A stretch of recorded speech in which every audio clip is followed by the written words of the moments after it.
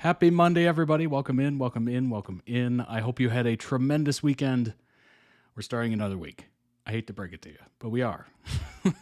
So let's start it on the right foot. We have some amazing videos for you, all member requested off toddreacts.com. So let's go ahead and get going.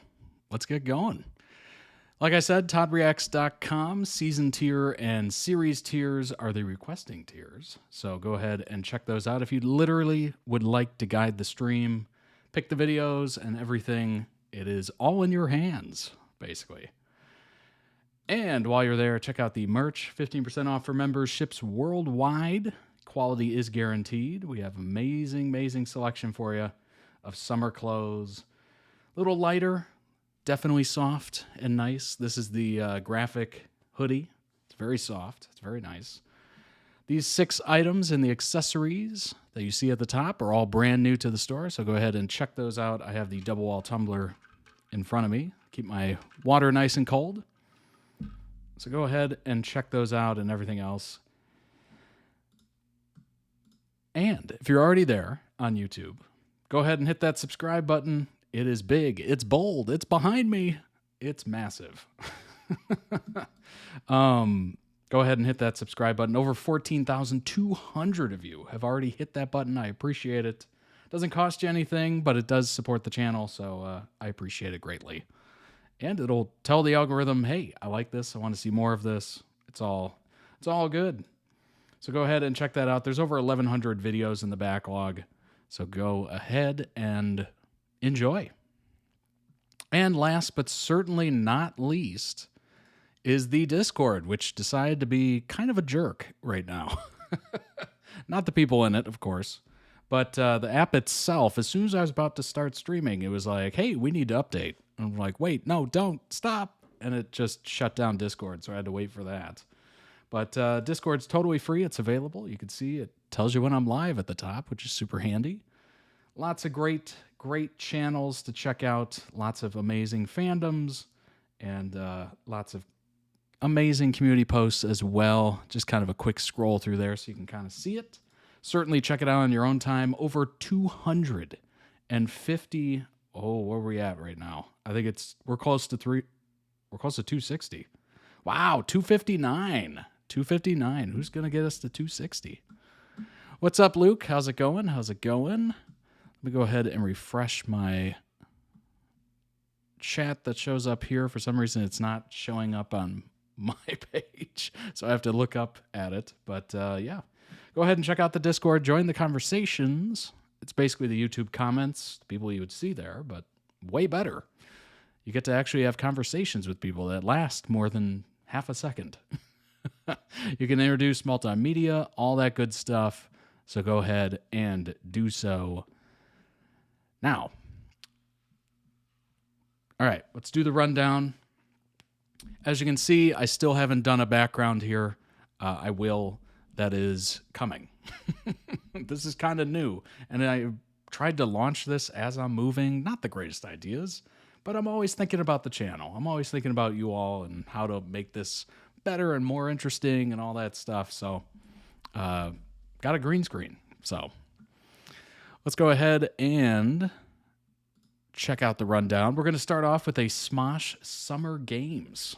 I've heard about it. I've read about it on Reddit from previous reactions.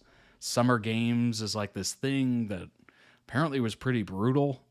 A couple episodes of it, and people didn't want it to go on, and then there was like punishments involved. Like, I have no idea what exactly goes down on the Smosh Summer Games, but it sounds crazy. It sounds legitimately nuts. So we're going to check out the Class of 2005 official trailer. It came out a month ago. I'm sure the other stuff is quite a few years old, hopefully. I know. I honestly, Luke, I haven't had a lot of time to give to it, unfortunately. But when I do, I'll try my best. I will try my best. I'm really just, trying to come up with something interesting, visually appealing, not too crazy. And it's all learn as I go, because I'm not an expert at any of this. But Then we're going to go on to the Foster's TikTok edits. So we'll have that after the Smosh Summer Games. And then we will have a Katniss and PETA, the Hunger Games compilation.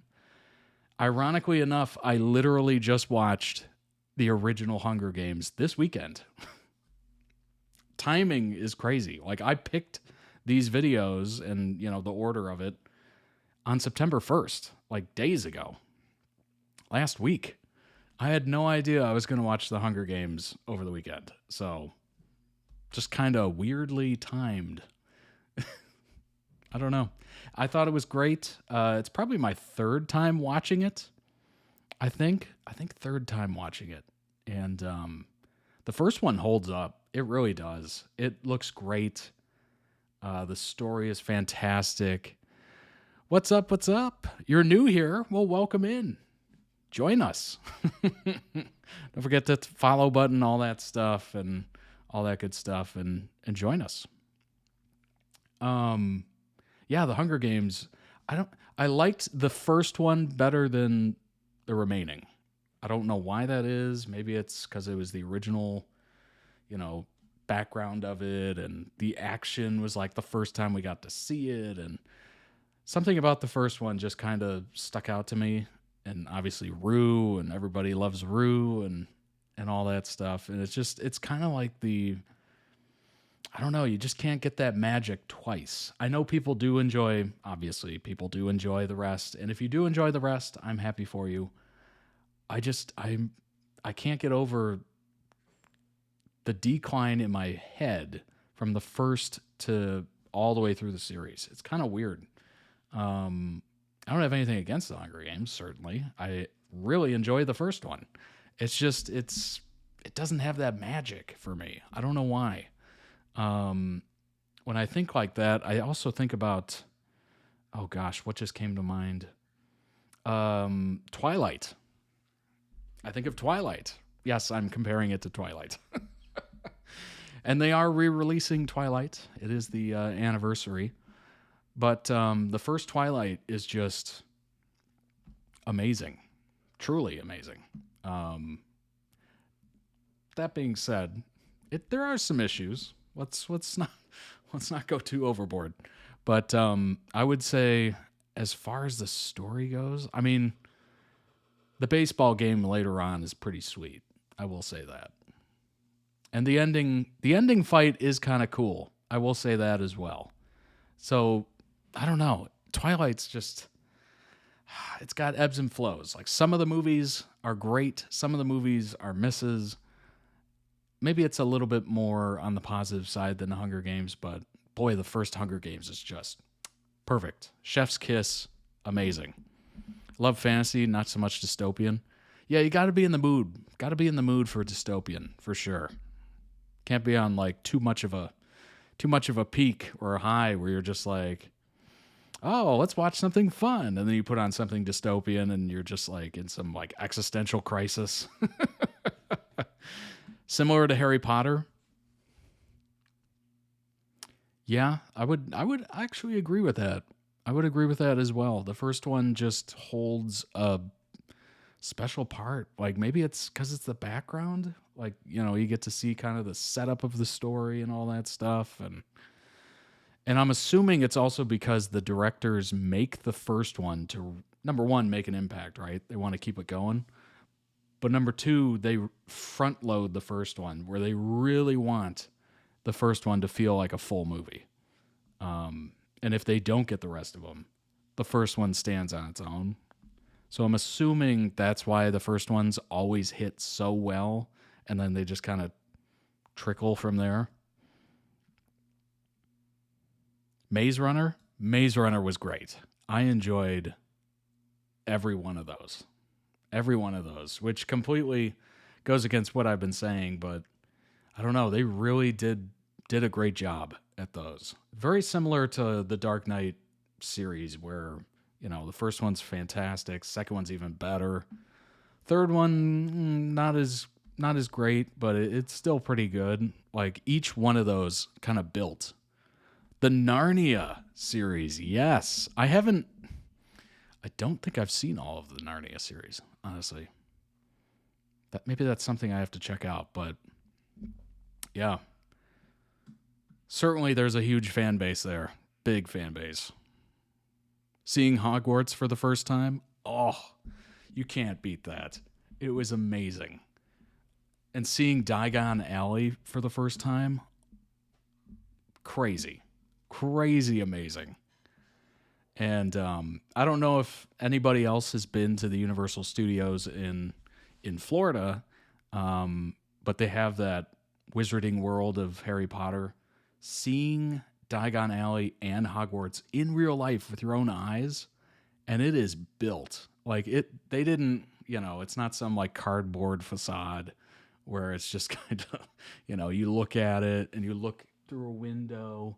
You look through a window and you're just like, oh, look at those cool. You walk into the stores and you can actually buy things, wands, whatever. Like, it is crazy cool.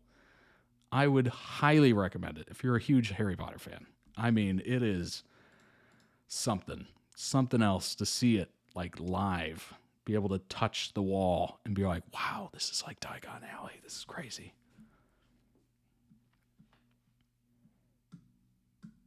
That's awesome. That's really cool. Narnia is why you started writing and acting. That's cool. That is very neat. I got to rewatch it. You live in Belgium? Nice. Certainly on the bucket list. Yeah, absolutely. One of the things that I've just, ever since I saw him, I've just been bucket list. I got to get there somehow, is New Zealand.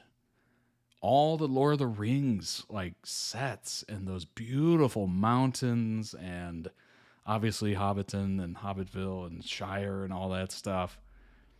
But it is just gorgeous. Like, Lord of the Rings was the greatest tourism ad I think has ever been done. I mean, it is just impressive how beautiful it is. Impressive. Anyway, after the Hunger Games, which we'll get into more, we have a STORROR video. You might remember them. We did a parkour reaction, I think last week, maybe 2 weeks ago at this point. It is the Floor is Lava challenge, which I'm sure we've all played some inkling of that. Some variation, right? You have to step on the couch cushions to not step on the floor. I mean, it's classic kid stuff. But this is obviously a little more dangerous. So don't try this at home, kids. Use couch cushions, that kind of stuff. Pillows, easy stuff. And then we will end stream and kick off the rest of your week with a Dan and Phil reaction. So we're going to react to Dan and Phil reacting to themselves. So it's kind of like this reactception thing. And that's how we're going to end stream. Ever been to Europe? I have not, unfortunately. I would love to go. I haven't been internationally very much. I mean, I would not say I've been international at all, actually. I mean, I've been to Canada. I've been to parts of Canada, I should say. I haven't been to all of Canada. Huge place, right? Ontario, smaller towns around there. Not too far. And that's literally it. That's all I've been to. But that's kind of the double-edged sword of being in the U.S. is that the U.S. is huge. Huge. And just to go to all the states would take years for someone, working a full-time job and other bills and stuff like that. Like, it is a lot of investment to go to just the other states in the U.S. It's crazy. It literally is like going to other countries. Planning to go to Vienna, Austria. Nice. Solo trip, first solo trip. Oh, it's my first solo trip was to Dallas, Texas. I wanted to get out there, When you're thinking of doing a solo trip, it is one of those things where you're just like, I feel like I should do this. Like, I feel like I should push myself to get a little independence, really put myself out there. And, obviously I moved across the country. If you've been here for any certain amount of time, you probably know that. no friends, no family in the area, just moved here. And I was like, I should really push myself and try to go on a trip. And I, book flight, book hotel. That's easy enough, right? You can do it on your couch. It's not that bad. But the actual part of getting up, going to the airport, going through line, completely alone, not talking to anybody. You look like I don't know what you look like, but and showing up, getting into the hotel, and you're like, oh, I did it. I absolutely did it. I'm here. And then you have to realize, oh, I have to leave the room and go do things. So the whole time I was just pushing myself to be, independent, take life by the reins, kind of thing, and just pushing myself out of my comfort zone over and over and over. It was a growth experience for sure. It was a wonderful experience. I would highly recommend it. If you're worried about safety, do a local trip by yourself. It doesn't have to be crazy far away. Do like a town over, 2 towns over, something like that. Don't go, don't go to a different country on your first solo trip. Just try something local. Get your feet under you, and then you could try go even further than that. But yeah, it's a good experience. I highly recommend it for everybody to take a solo trip. Doesn't have to be crazy, and see what you can do. Especially if you're introverted like myself, it can be tough to push yourself out there and, force yourself into situations that are uncomfortable. But it is rewarding. I will say that.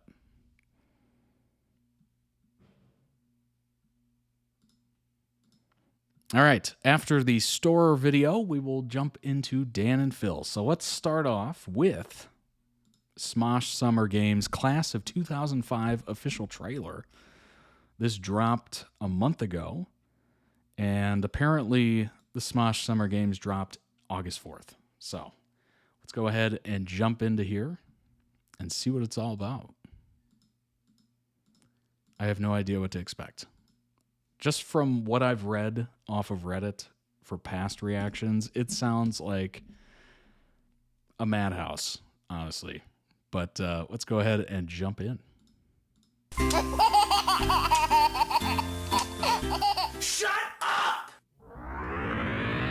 Good morning, class of 2005. It is another gorgeous day here at Smosh High. The sun is out, Gwen Stefani has left, no doubt, and we have some new students arriving today.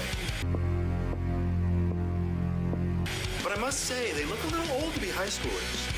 Ew!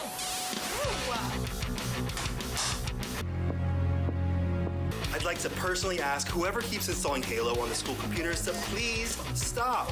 It is taking up valuable disk space. Who let Smosh also, into a prom school? is just around the corner, so start thinking about who you're gonna ask. And just a reminder, the Fruitopia machine on campus is a privilege, not a right. So let's treat it with respect, okay?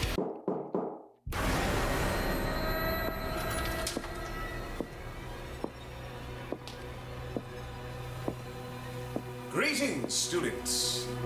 It appears you've settled in nicely. I bet you're wondering why you're all here.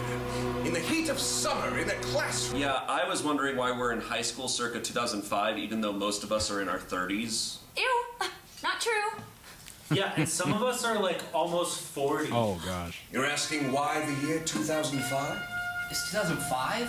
Yeah, why else would Crazy Frog be here? Ding ding ding ding ding ding ding ding dum dum dum dum. Ew, I don't like how you can see his Oh, my penis. gosh. 2005, the birth year of the very thing that gives your lives meaning. And just as it's carried you throughout all of your days, it is Smosh that has brought you here to fix all of your mistakes. Mistakes? Oh, yes. It is abundantly The clear leather that you all jacket. need some schooling.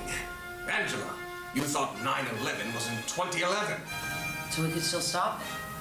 Trevor and Shane, you have the math skills of a 3rd grader, an American one. Ever heard of a calc, bro? I find the most joy out of literary classics, not useless calculations. Right. completely. Oh, Twilight. It's a modern classic. And Keith Leak. Literally I just should talking say about so. I've watched you spoil every major Smosh event for the past decade. My client is not answering any questions. No, that's cool. My bad. Clearly, the My bad. education system has failed you. 20 years of Smosh has made you soft and dumb. So what do you want us to do? I want you to redeem yourselves in the greatest games this generation has ever seen. Whether you like Each it or not, generation the has their 20-year just legacy that Smosh has been horrendous thrust upon all of you. media thing. And sometimes, in order to move forward, you have to first go back to the year 2005. In 2005, I was 5 years old. It will be treacherous. And some of you may not make it. The fact that 2005 is Some 20 of you years have ago trained is for this. disturbing. Others have no idea what you're in for. Can you handle the pressure of everything Smosh has ever done? Can you prove yourselves and continue the legacy? The people are waiting. Oh, and don't let me catch you cheating.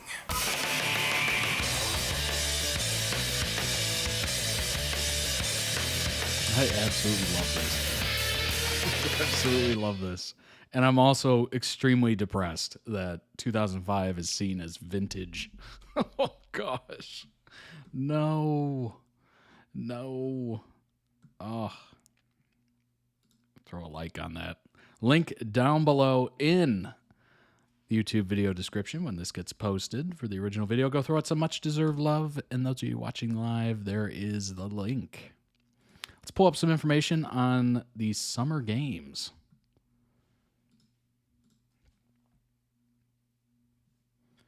All right. Here we go. Smosh Summer and Winter Games contain spoilers. Formerly titled Smosh Seasonal Games, is an event and series of videos uploaded to the Smosh Games and Smosh Pit channels. The entire family divided into teams to compete against each other in season-related games. Yeah, apparently the older years were brutal.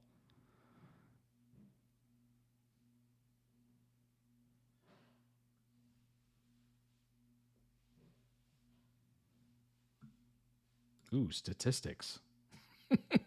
Statistics. Who's the winners? Who's the losers? Oof, Courtney. 5 losing streaks. Dang. Lasercorn, 6-1.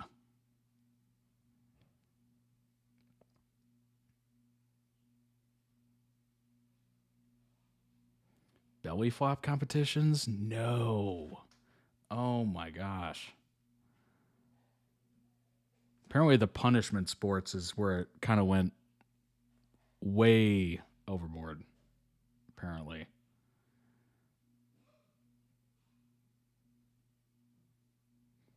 Smosh Seasonal Games served as the official debut for 2 members. Shane in 2015. Really? Damien's first official appearance as a Smosh cast member was during the Summer Games 2017. He had appeared in other videos prior to that point and would not be established as a member until that August.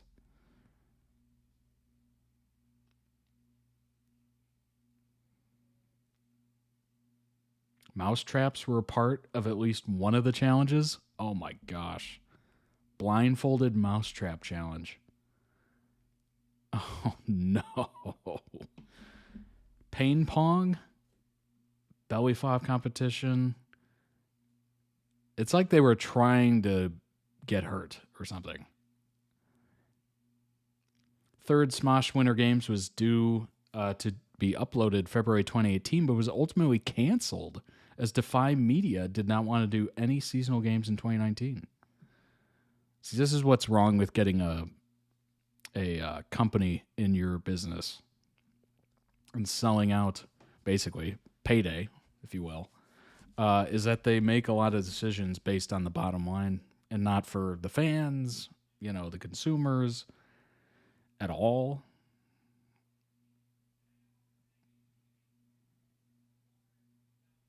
Yeah, that's crazy.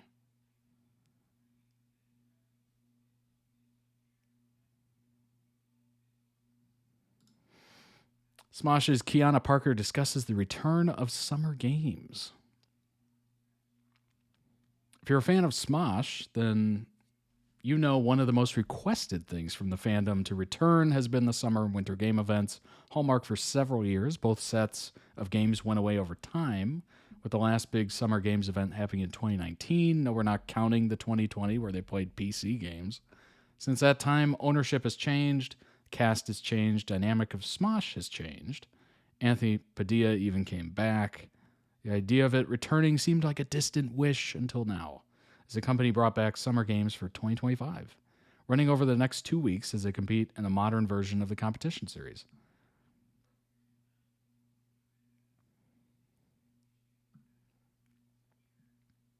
Let's see here. I was surprised to see Ian in what I thought was an interview to join the Good Mythical Morning team. I've always been a YouTube fan and nerd, so digging into insights about how content performed and ideating on ways to improve naturally evolved into me shifting to a more creative-focused role. Interesting. How have things changed for you guys ever since you moved into your current studio a few years ago compared to working with Mythical? When we first moved into the new space, we were still working with Mythical pretty closely. The return of Anthony and the new independent era of Smosh has definitely helped us usher in great creative space we're in now. Yeah, you don't have to answer to anybody. It's great. It's fantastic. If you want to do something and everybody agrees on it, you can just do it. It's awesome. Netflix and chill, I'm intrigued. What's the PG YouTube version? That's a good question. That's a good question. Last Summer Games was in 2019, my first year at the company. We've seen the continuous requests to bring the show back, and for several reasons, it never felt like the right time. With Anthony joining the team, we received even more requests to bring the show back, but we knew it would take a lot of development to make it happen. Smosh Summer Games was first created. It was a crossover event with 2 sets of cast who never interacted, which creates such a specific reason for the audience to tune in. Our current era of Smosh is one cast who does it all, so we wanted to make sure we could think through the creative and properly justify the show's return. We didn't want to deliver lackluster games. Spencer Agnew, the director of the Smosh Games channel, and I really wanted to make sure we could honor the past of what the Summer Games was while giving ourselves space to iterate on something new and fresh that celebrates where we are now as a brand. How did you come to the Class of 2005 theme? We've been thinking about what a Summer Games return would look like for years. I worked really closely with Spencer to workshop high-level themes. I remember we had a brainstorming session at Olive Garden one day. That's a great place to have a meeting. Unlimited breadsticks, classic. Going back and forth with several unusable ideas, but a couple of through lines that stuck. I think we had a high school as a theme we liked, and someone else threw out an idea of targeting a specific throwback decade. Even those 2 ideas came together, or when those 2 ideas came together, and we realized we could time it with Smosh's 20th anniversary. It felt like a eureka moment. Yeah, absolutely. Competitions seemed to be filmed at a high school. How'd you come across the set for one? Yeah, right. One of the reasons we enjoyed exploring high school as a theme was that the location really sets the tone for competitions, gives us a great sandbox to play in. Amanda Barnes, our EVP of production, wore so many hats for his project, including location scouting. We looked at several different schools based on the facilities they had available to use. We actually were planning on shooting at a different school, and things fell through, but Amanda was able to find one that ultimately landed for us, which ended up being the most fun option. If anyone watching is a fan of a certain musical television show, some of the shots of the school may look very familiar. Oh, High School Musical, anyone? Or maybe it's something else. Maybe it's Victorious, maybe? What was it like for everyone filming the competitions, both for those who had done Summer Games before, those totally new? We approached a lot of the process differently. So while there were some through lines, it was a new experience for everyone.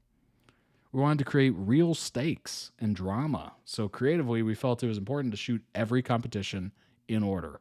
Additionally, instead of just letting the games speak for themselves, we found a really fun way to work in reality TV, confessionals, which really brought the whole project together. I'm sure it did.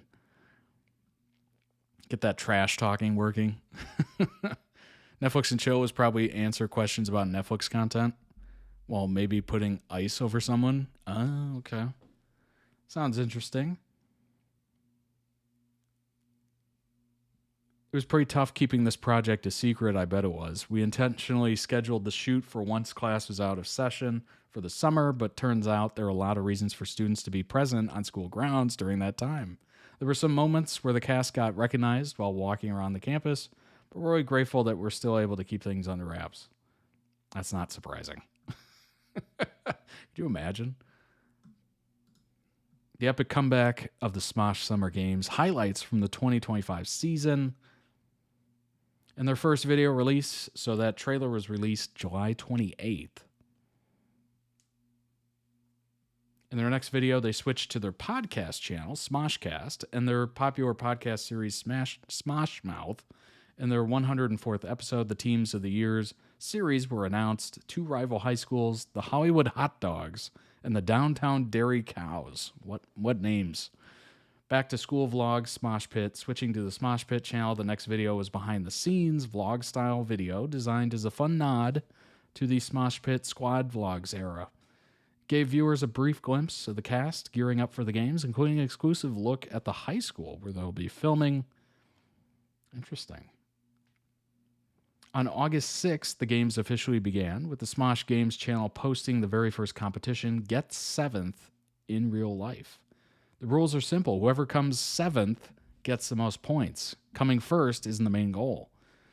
The competition saw the cast competing in 3 games: 50-foot dash, the vertical leap, and the football throw, all of which were played without the cast knowing where they stood until the very end. Interesting. Watch the video to find out who landed in 7th. Who's most likely to on Smosh Pit? The very next day, the second competition was posted. A classic most likely to game. One person at a time was asked a specific high school themed question, such as who on your team is the biggest teacher's pet, or who on your team is most likely to cheat on a test. The game was high stakes and eventually came down to a tiebreaker. Interesting. Number 6, darts, the elimination. Hey, nothing like a good game of darts. It is so fun and also very frustrating. My personal favorite competition in the series, the cast were placed in a classic classroom setting, all sat at individual desks. Special guest Anthony was brought in as their substitute teacher with a dartboard strapped to his back. Oh my gosh. Every time he turned away, one person, whose name was chosen from a bowl of names, was tasked with throwing a dart at the board without getting caught. Those who were caught were eliminated from the game. After 4 players had been eliminated, the game revealed one of the biggest twists in history: the emergence of a third team, the Detention Degenerates. Whoa. Number 7, schools in session. Taking a break from the competition, Saturday saw the regular posting of a Reading Reddit Stories episode on Smosh Pit channel, but this time with a Summer Games twist. This special episode saw host Shane and cast members Damien and Angela react to back-to-school themed stories submitted on Reddit. Interesting. Number 8, giant throw burrito. What? Another break from the main competition, a handful of the cast took part in a chaotic card game of throw burrito in the high school's cafeteria, exquisitely decorated by the Smosh art department. Cast battled it out against each other in a dodgeball-style party game. Only instead of rubber balls, they hurled giant inflatable burritos at each other. That sounds so funny. It didn't affect the overall Summer Games standings. It was a perfect mid-season breather. Number 9, we got Detention. In their next weekly episode, Smosh Mouth, recorded in the high school's library, co-hosts Amanda and Shane brought on Spencer to talk about the competition so far, the surprise emergence of a third team. Together, they talked about their predictions, highlights, favorite rivalries so far, etc. Pretty cool. Number 10, Silent Library is a real library. In this special installment, the entire cast entered a real high school library for a silent library-style challenge, testing their ability to endure ridiculous tasks without making a sound. Oh my gosh, they outplayed the heck out of that show when it was on MTV, I think. Bringing on McDoesIt as the school's librarian, this video saw each cast member get eliminated until only one remained. Number 11, Study Hall Relay. In the fourth official competition, 3 teams now competed in an energetic study hall relay. The video was full of high school themed challenges, including folding paper airplanes, relaying whispered messages, deciphering charades, and hunting for hidden items, all under the watch of special guest Amanda. To keep everyone on their toes, mistakes brought penalties that could make or break a team's standing. Jeopardy, the physical challenge. For their 5th competition, released August 14th, the familiar quiz show format met physical hilarity, aptly renamed for copyright reasons, right? The Jeopardy board featured categories that required 2-part answers, like which U.S. president appears on the quarter, and what was the name of the 2005 hurricane that devastated New Orleans. The teams had to race to find the answers hidden in oversized school-themed props, a giant backpack, sports bag, lunchbox. Points were based on speed and accuracy, and as expected, came down to a tense tiebreaker. The promposal finale. It all came down to this. The final game of the competition, each cast member was challenged to stage a promposal. Ugh. Asking none other than special guest BB Notes to the prom. In addition to BB Notes' simple yes or no response to each rehearsed promposal, contestants were also scored by 3 judges. Anthony Padilla. It said like BB No Money. Oh, okay. I've seen that name before. I've heard his music. I've never tried to say it, I guess. Anthony Padilla, Amanda, and Elise. The promposals featured everything including dramatic monologues, impressive basketball tricks, original songs, and even a surprise flash mob, which is so deliciously 2005, isn't it?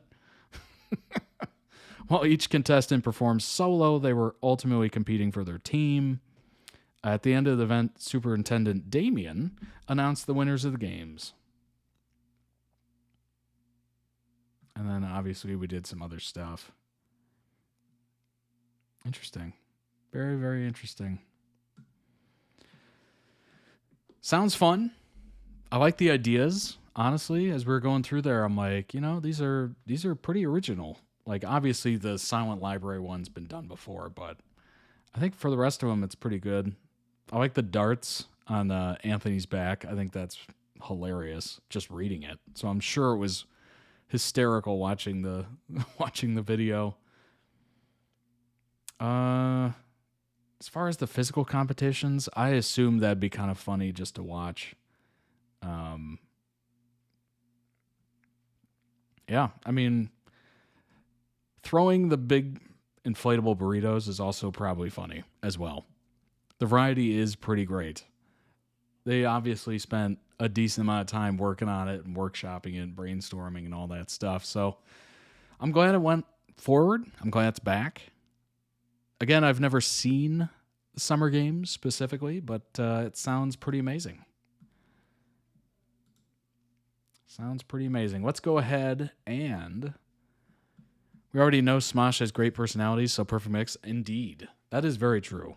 They've gotten the cast to like a perfect point where it seems like they're all friendly with each other. They are so amazingly able to like bounce off each other improv wise. Like their personalities are so amazing. Like they got the crazy ones, they got the funny ones. They're all kind of funny. They got the like Arasha's very like dry humor in a way where it's just like you're not expecting it, but it's just bam. It's like so quick, it's dry, it's perfect. Like so they have all these different personalities, and it's been a joy to kind of get introduced to Smosh through this channel and through you all requesting Smosh videos. Like it has been awesome. Really cool because I've gone over this before, but I had heard the name Smosh, but I literally had never seen content from them ever before this channel. So this has been kind of an awakening, I guess you could say. What video store are we reacting to? You've been a fan of them for a few years. Nice. We are reacting to the Floor is Lava parkour challenge. It was released about 5 years ago now. So I'm assuming that's going to be wild. You go to bed watching Smosh Reddit stories? Nice. That's very cool. I wonder if I'm going to get requested a Smosh Reddit story eventually. Maybe. I don't know. That's up to you all. That is up to you all. Let's go ahead and move on to the next one. It is the Foster's TikTok edits because we miss this family. Let's go ahead and bring that up and jump in, shall we? Bit of a gear shift here, but I think we'll figure it out.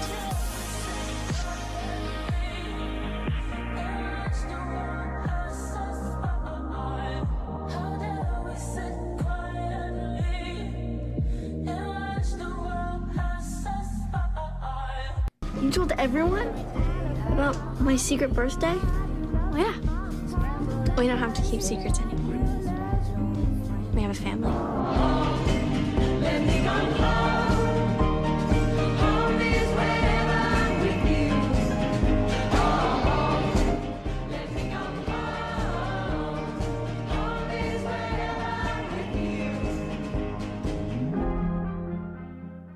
I've never heard the story of how you two met. Hi, I'm Lena Adams, the assistant vice principal. Hi, I'm Steph Foster.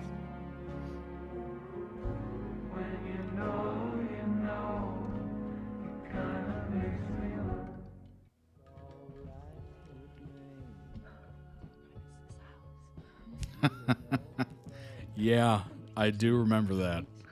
I read the name The Fosters and I'm like, wait a minute, wasn't that one where they were like step siblings or whatever? Yeah, I do remember.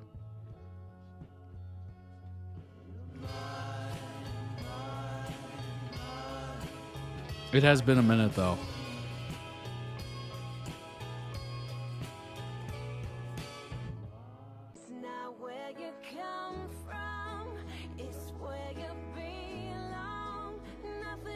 So both the Fosters and the spinoff had 5 seasons each.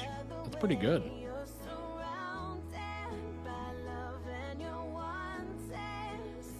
I mean, put together, it's 10, which is pretty amazing.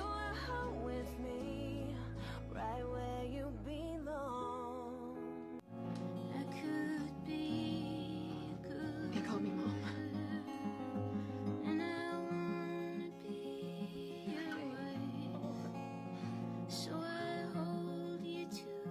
There's nothing wrong with you.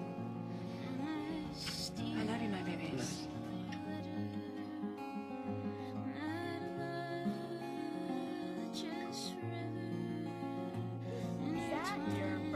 Yes, it is. It is indeed. Tagging. Thanks, huh, bud? I really don't care.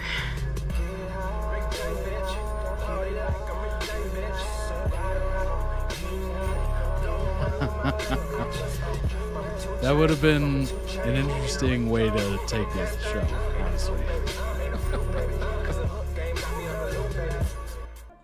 I cannot believe you just compared me to your mother.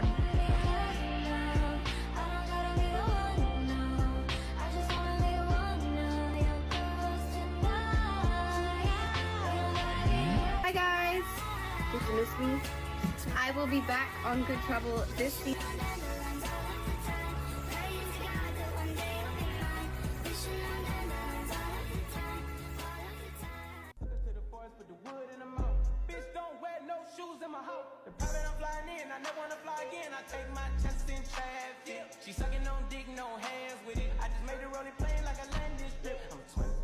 Yeah, that's That is very so nice. accurate.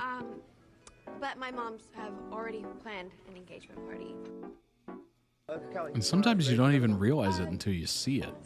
Oh, yep. Like, it's pointed out. Party for real? It is now. Like, I've had that happen where they look back at the first season and I'm like, oh my gosh, what happened? Is Jamie on board with us? Years have gone by. God, it's just your mother. She's like a steamroller. Yeah, in some ways, you're not that different from my mom. I cannot believe you just compared me to your mother. I was about to order exactly the same. Never a good thing to do. Mother like daughter. Pro tip. Salmon looks good. Yeah, it is. stubborn. Callie Adams Foster? You know, it is both impressive and scary how quickly you made all of it up. Thank you. You're welcome. I couldn't agree more. How did we miss that? Now she knows we don't really have a deposit down on Haven.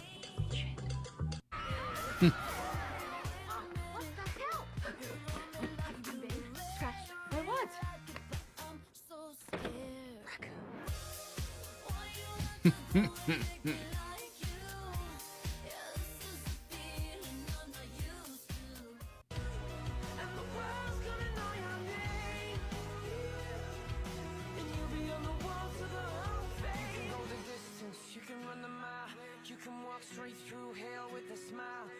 I'm not going to apologize for standing up.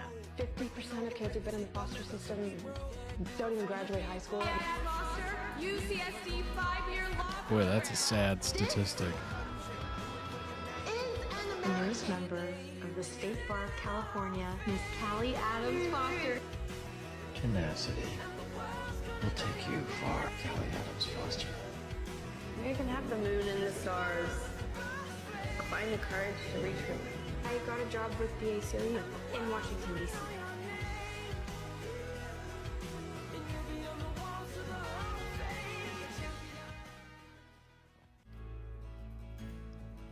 Dear Callie, my name is Sophia. I'm 14, and according to my dad and your sister, my dad says we look just alike. So I sent you my picture. I would really, really like to meet Tagline you. fits.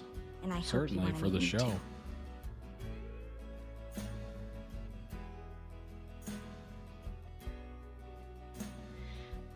Basically founded the found family trope. And look at all the shows and movies that have used that trope ever after. There's two of you. Did you dye your hair blonde? A little one. Yeah. Oh my gosh, you're blonde. I know, I'm blonde, I'm blonde. Oh, I wish I was there. I know, I wish you were here too. Really is a body double talented with Katie's mother.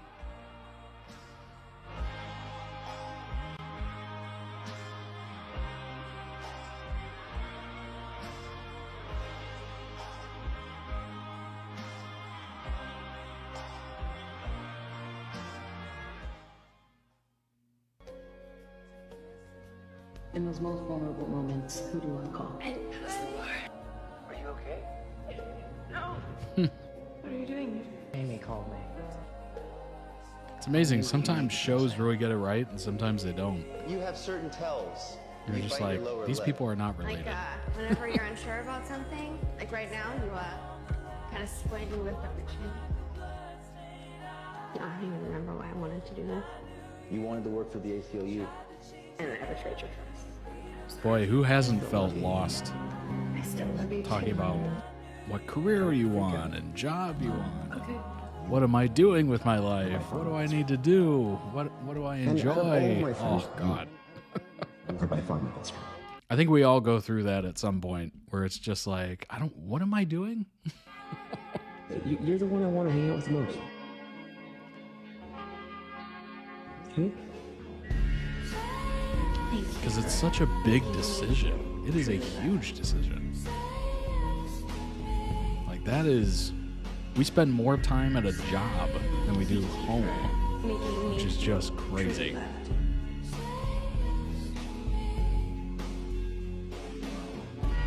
Certainly more time awake.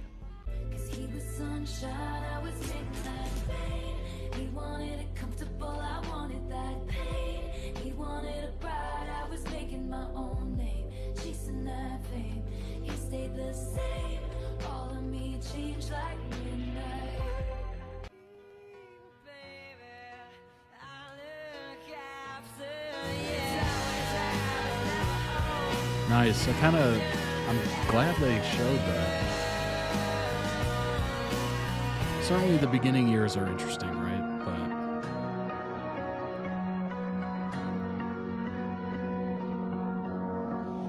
it's kind of cool. It was like a continuation of the story.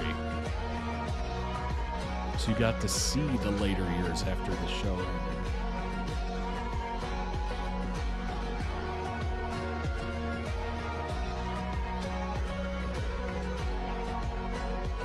many shows that end would you just love to see more of it carry on? Well, there's this one boy. Oh? His name's Connor, and we have math class together. What's he like? I don't know. Pretty cool. Wow, that's cool.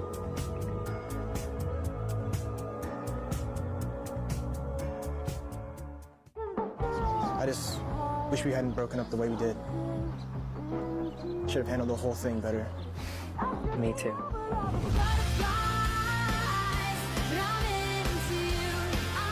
Classic Paramore.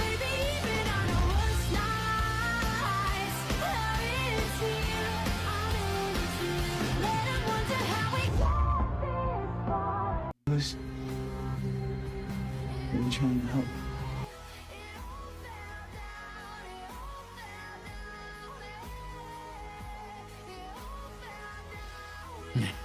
Right. The difference in quality here is wild. Wild. This was definitely during the time of HD transition.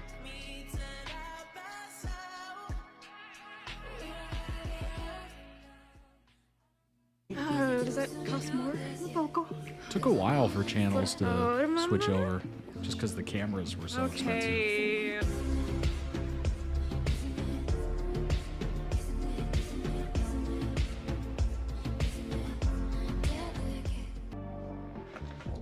Do it again in Java. Why are you being such a bitch? Because bitches get things done. Whoa.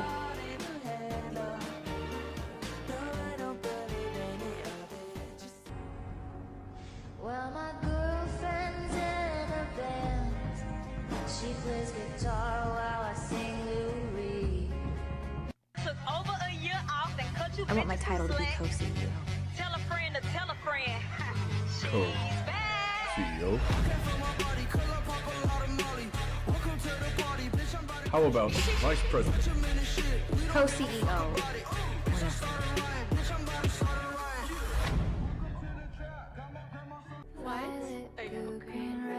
I warned you about that dress. It wasn't the dress. There's things I wanna say to you, but I'll just let you live.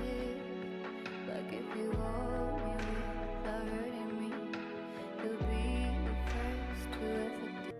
I'm hostess, and this is my sister Mariana. Oh my gosh.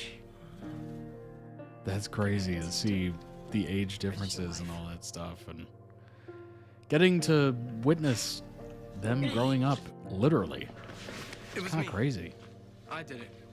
Being a teenage or kid actor would be Thinking about our interesting. We were 5 years old and we spent Christmas all alone. Especially when you think about most kids have that awkward phase that they go through around those years, and to have that on national television. Yikes. Why are you thinking about that? Because I was scared and sad, and you made me feel better. Even though you must have been scared and sad too. It's cool that they were flexible You enough still to do always that. try to make me feel better. Mariana's not here. No one has Mariana. Mama, where is she? That would be Noah. This is a good idea. Cousin Mariana. And you started all this. Back off. How many clowns you got in that car? Excuse me? Hey, Jesus, settle. Even if I did believe that, I still want to let you come here alone.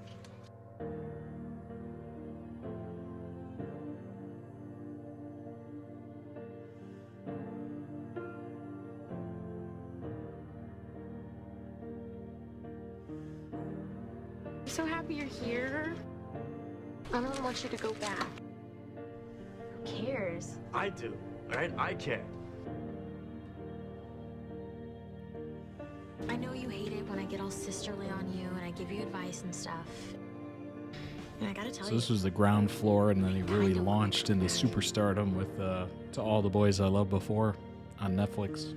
There's nothing anyone can say to get me to change the way I feel about my family. That's another one where the first one's the best, and then the rest are just kind of Best brother. petering out. And I have an idea. I remember finishing the second one and going, why did I watch that? Why are you wearing glasses? I just felt like it. It was like the first one was fine.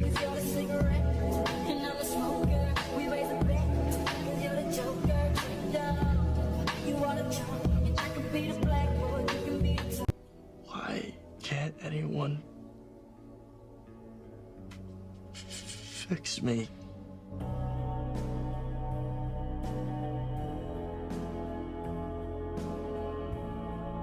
Really seems like this show was just hell-bent on covering as many potentially devastating storylines. And it seems like it did it pretty well. We made a mess, but we were just kids and gave it our best. We fell off the deep end. I can't forget the way that you held me near. It takes two! Oh my gosh, dibs. Oh! Merry Twinmas! Don't ever leave the country for Christmas again. Merry Twinmas. Where's everyone else? Hey, dude. Long time no see. Hi, buddy! Hey, where are you now? India. Oh, my boyfriend's in it. I don't know where Jude and I would be today if all of you hadn't gone with us.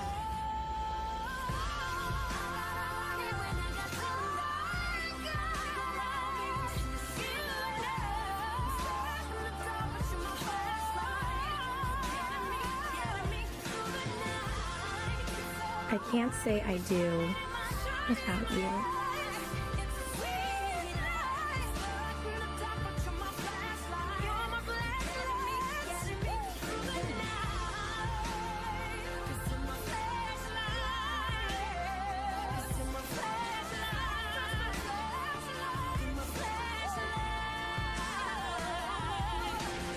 Will you be my maid of honor?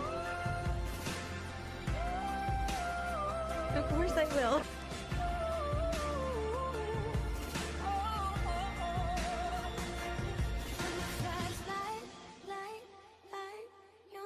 There's no one that I would have rather done it with.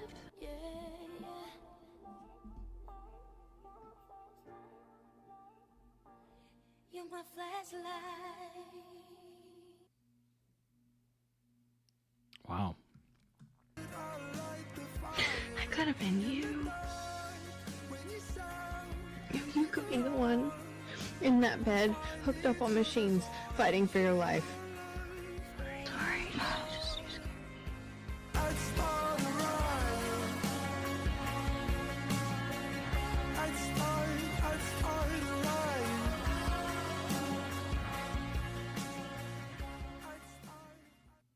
I can't say I do without you. Will you be my maid of honor? Of course I will.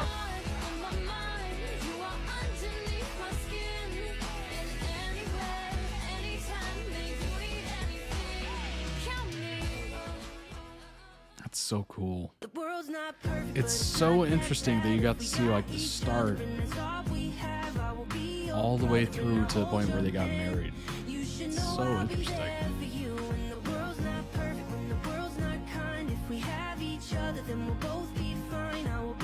The amount of shows that get canceled and you get nothing from it, that you don't even get like a nice conclusion. Like this feels like just amazing.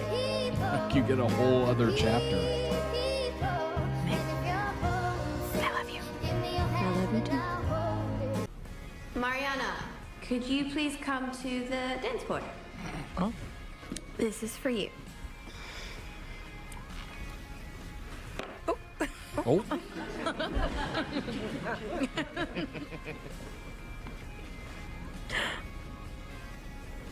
I can't say I do without you. Will you be my maid of honor? Of course I will. Oh, that was a very nice way to ask that.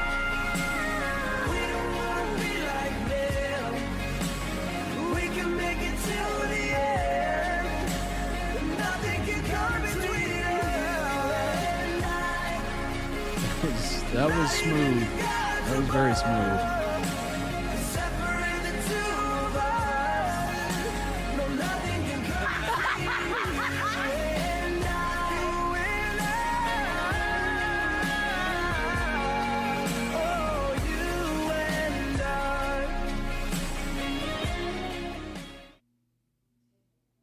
You've always been like a big sister to me.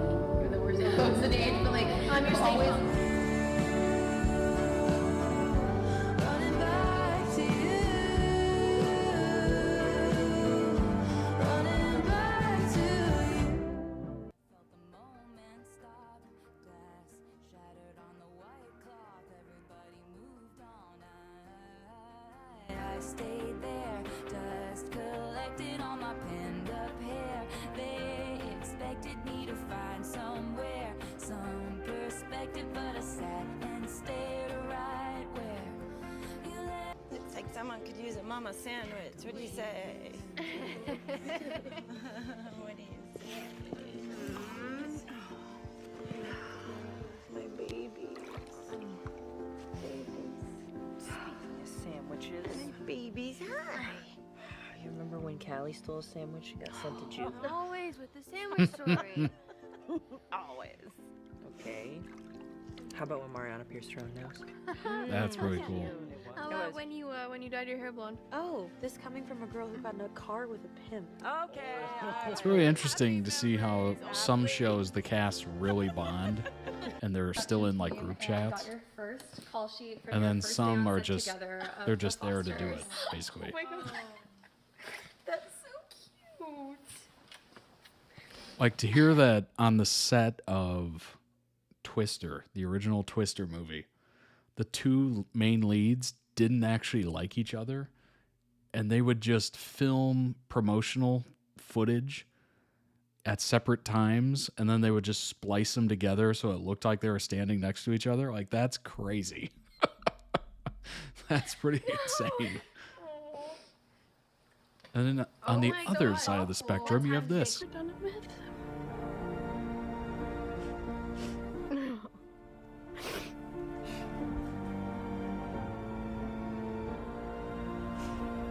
Ready? I'm changing. I'm changing. I'm changing. This time is for the better. I'm changing. I'm changing. I'm changing. This time is for the better. Changing. Changing. I am changing. This time better. Changing. Changing. I am changing. This time is for the better. Seems like the writers nailed that. Dang. Wow. It's so rare for the writers to nail the landing. Just absolutely create the perfect ending. Oh my gosh.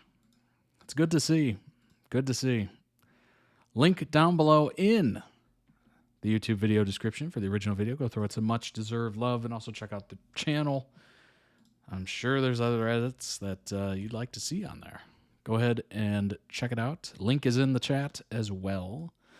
Let's pull up the those bios. There it is. You can see it. Oh, no, I'm behind it. I'm in front of it. It's right there. Tough to see. I can't really see it right now, but it's there. I promise. Actually, what if I zoom in? That might be it. There we go. There it is. You can see it. The actors with the each other's tags. Oh, that's a little easier to see. Boom. See? Actress stage mom. That's funny. That's really neat. It's cool to see that they're that close, honestly. Foster's an American family drama television series created by Peter Page and Bradley Bredeweg, I think. Premiered in 2013. Wow. Concluded 2018. Followed the lives of the Adams Foster family led by a lesbian couple, Steph Foster, a police officer, and Lena Adams, school vice principal, who raised one biological son and 4 adopted teenagers in San Diego. First season, generally favorable reviews, particularly acclaimed for its portrayal of LGBT themes. In 2018, Freeform announced that the Fosters would end after 5 seasons, concluded with a 3-episode finale. I like that. So clearly they let the writers know, hey, probably with enough time to make that final season a good one. Or maybe the writers are like, hey, we want to end the show here. We've kind of done everything, and then we'll talk about a spinoff or something. I'm not exactly sure how the talks went down, but I like the fact that they were able to give a 3-episode finale. That's phenomenal. Spinoff series starring, of course, the 2 characters there. Good Trouble. 5-season series followed the lives of the family, of course. Series begins with when the couple take in 2 foster children, Callie and Jude, whom they later adopt. The 5 children have rough times navigating adolescence, don't we all? Because of poor life choices. Well, you know, sometimes it seems like a good choice in the beginning, and then you look back on it and you go, oops. That is a part of growing up. You have to make some bad choices or not desirable choices. And then you learn. You learn to do better and make better choices and all that stuff. Also part of their lives is Mike Foster, Steph's patrol partner and ex-husband, and Brandon's biological father. Most of the show takes place at the family's craftsman-style home in the suburb. Yeah, had roughly the same amount of episodes every season. That's amazing. Oh, and it was around for the ABC Family Freeform network change. Interesting. Very interesting. We got Callie, of course. This quote here to Koteri crew. Interesting. As some of you may know, I had no idea that I was moving into a communal living space after sharing a bathroom with 4 siblings. Yikes. The idea of sharing one with a dozen strangers just sounded like a nightmare, but I had no idea how lucky I was that my sister tricked me into moving in here. You know, when you leave the family that you were born into or adopted into, you get out into the world, you get to make a chosen family of friends, and I will never find a better chosen family than you guys. I love you all so much. Thank you for letting me be a part of the Koteri. Major character.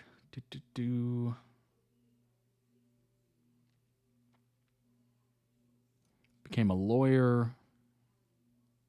Looks like a practicing attorney, actually. Works for the ACLU. Rough upbringing and tumultuous past caused her to witness and be a victim of many injustices. After being adopted by the Adams Foster family, Callie became a social justice fighter, strong beliefs about equality.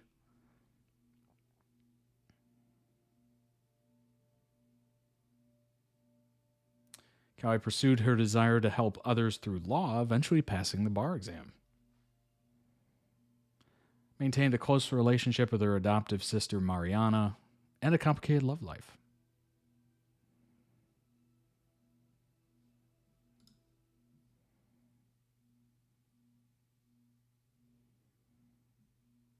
Oh, interesting. When lying about her address in the episode The Honeymoon, Callie claims to live on Lismore Street. She actually grew up in Lismore, Australia.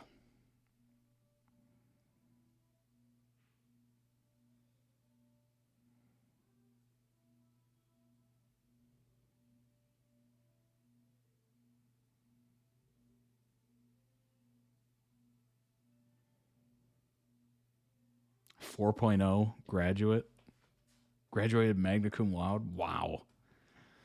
Wow. Clerked for a federal judge. Wow. Another wow. Brandon Foster, of course, just because things won't be the same doesn't mean they won't be okay.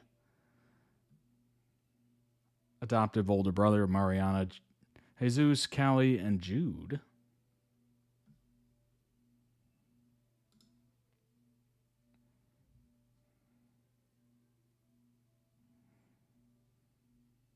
Excels in music. Arrested once under the order of Steph when confessing to creating false IDs when the blame was going to be cast on Callie. Well, that's nice of him. It's good, big brother. According to Steph, Brandon was conceived with a bottle of whiskey in the back seat of Mike's car.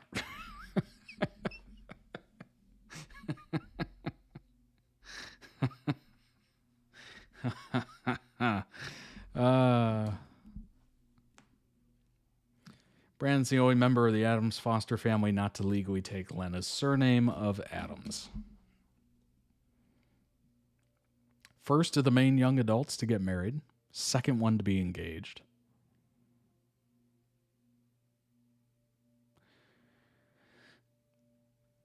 Ooh. Did we go over this before? I might have. He was graped by Danny, his father's then girlfriend, while drunk and reeling from his heartbreak over Callie. He dealt with a great amount of guilt over it, including refusing to view it as SA. However, he was forced to see that Danny was the adult in the situation and knew better, and agrees to have her sent to prison for the crime. Whoa, heavy storyline there. Jeez. Mariana Foster, Adams Foster. Well, you may be able to play that game, but they want to know what it's like to work here. I'm going to tell them, and if I get fired, then at least someone had the guts to speak up. Amen. Biological daughter of Anna Gutierrez and Gabrielle Duncroft. Adoptive daughter of Steph and Lena, of course. Brilliant coder who discovered her skills in high school after joining the STEAM team. After graduating high school, Mariana attended and graduated from MIT. Not a bad school. Before being hired to work at a tech startup, Speculate, as a software engineer. Mariana has since witnessed firsthand the blatant sexism and racism in her workplace. Pursued her objective of creating an app alongside a team of women. When this failed due to Mariana's secrets surrounding her love life, she was removed from the team and left to find a new career. Jeez. Accepted a job at a law office where she worked alongside Callie until she quit to pursue her beauty app, Bulk Beauty. With her former team? Wait a minute, what? The same team that got rid of her? Interesting.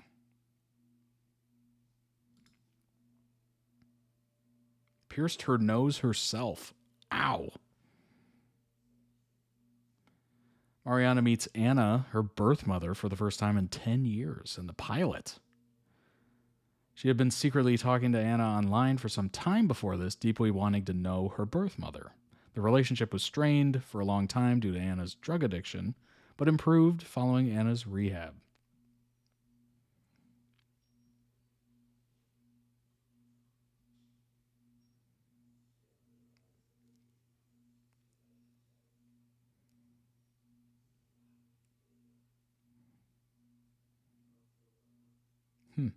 Interesting.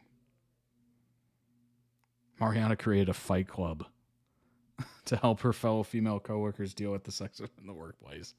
Oh my gosh. Jude Foster. We do what we have to put ourselves in boxes when it comes to who we want to be with. Shouldn't it just be the person? Suffered through hard times, having lost his mother to a drunk driving accident and his father to prison before being sent, alongside his elder sister Callie, into the foster system where he would be bounced through various homes. Despite his rough upbringing, he always managed to have a good conscience and a bright outlook on life.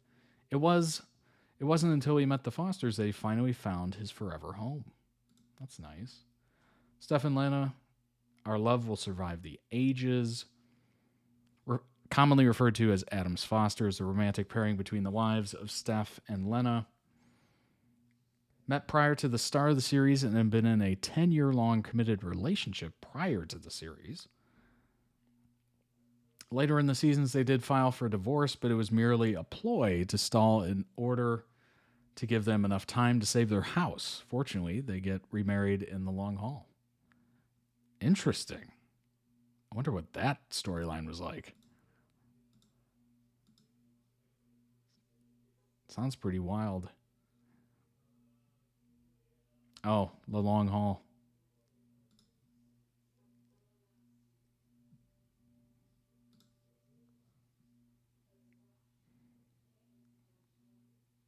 Sharon and Will return to the Adams Foster home with news that they're engaged. While the family happily prepares for the wedding ceremony, Steph learns that her mom is having second thoughts about getting married.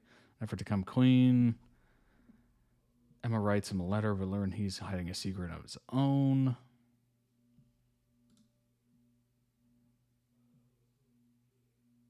Interesting. Good Trouble is the spin-off, of course. Continuation, as they call it here. After they move out of the family home and into a communal living space in LA while embarking on the next phase of their lives. Series premiered in 2019. Final season 2023. Final episode in March 24. Received universal praise. Ensemble cast performances, tone, diverse representations of Gen Z being lauded. Taking place shortly after the finale of The Fosters, Adams Foster's siblings, Callie and Mariana, relocate to LA to bring in the next phase of their lives as they move into a communal living apartment. Oh boy, that'd be interesting. Callie becomes a law clerk, while Mariana becomes a software engineer. Two of them navigate their young adult lives while interacting with their neighbors and the people they befriend. Very interesting. Another 5 seasons. All right, let's see what we got here.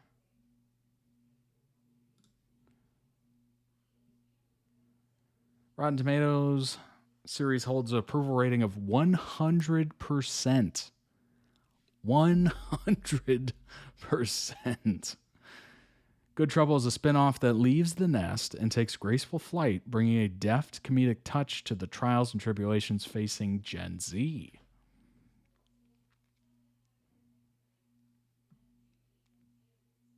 What if it's to be determined? What?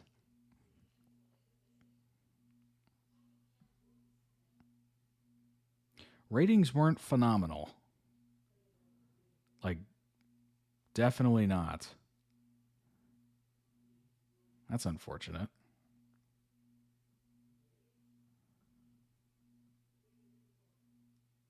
Yeah, it kind of went down over the seasons. That's to be expected, honestly. This was a turbulent time for everybody. 2018, 2019, 2020, 2021, 2022. Like, those times were insane. I'm sure you remember it. And you know what? They also put them at 10 o'clock. Oof, that is a rough time spot. 10 o'clock is brutal. And it seems like every time they moved it later, it got worse. I don't know if they know what they're doing with those times. I really don't. Kariana is the name of the friendship and familial relationship between adoptive sisters Callie and Mariana. Callie first arrived in the Adams Foster household after getting out of juvie. Mariana was off-put by Callie's rough and abrasive attitude. Two had such strong, differing personalities that they got into many arguments. Two first seemingly formed a bond when Callie kept Mariana's secret about her selling Jesus' pills at school. Oh boy.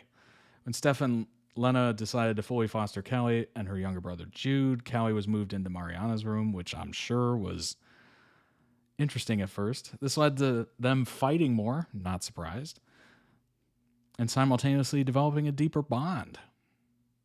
Interesting. LA proves to be a difficult chapter for both girls. Their respective jobs push them to their limits emotionally and physically, leads to strain in their personal lives. bickering quite frequently. They always manage to repair their relationship, which is amazing. 9 couples from the Fosters ranked. Go ahead and get through this quickly. Callie and Brandon. Oh boy. We're just going to skip that. Callie and AJ. Callie and Brandon in a different font. That's funny. Brandon and Eliza get married at the end of the Fosters. The relationship felt a little lackluster.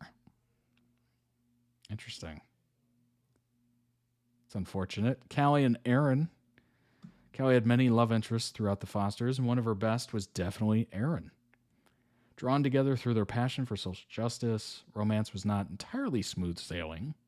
Loads of drama. Mariana and Matt. Personally, we never had to put on a fully staged original music for a high school project, but we're so happy Brandon did. Mariana and Matt were nothing special the first time around. However, when they reunited to play star-crossed lovers in Brandon's R&J, Romeo and Juliet tale, causing them to confess that they still have feelings for each other, we were sold on the pairing. Steph and Lena, of course, walked so every other couple on this list could run. Callie and Jamie got in by the skin of their teeth. These two had an undeniable spark when they first met at a engagement party, Brandon's engagement party, in the final season of the Fosters. Playful and flirty banter continued when they reunited for Brandon and Eliza's wedding in Turks and Caicos. They shared their first kiss at the wedding, which allowed them to be on this list. Interesting. Jude and Connor. 12 years ago, Connor ate a sandwich wearing blue nail polish to support his new buddy. Jude, dare we say, as a society, we have yet to witness anything as singularly moving as that moment since. What started as an innocent friendship turned into a coming-of-age romance that ripped through the status quo of the 2010s teen dramas. Even though they parted as friends in our world, they were endgame. Jesus and Emma. While the Fosters gave us many top-tier romances, Jesus and Emma are the top of the list. Aside from the perfectly matched, the couple got together at the end of the first season, which allowed viewers to watch them grow together and stand by each other's side throughout the end of the series. Foster's very own Nathan and Haley. Naley making a shout-out here.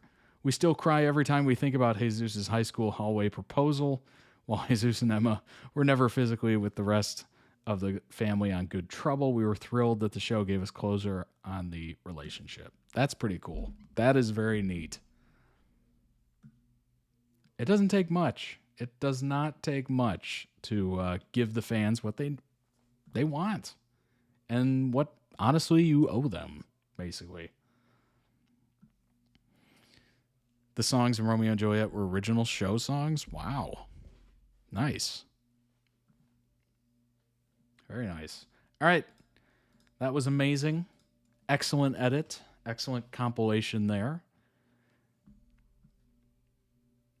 We did breeze past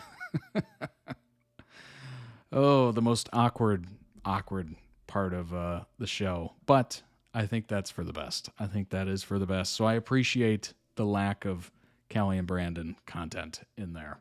But let's go ahead and move on to the next one. It is something I literally just watched.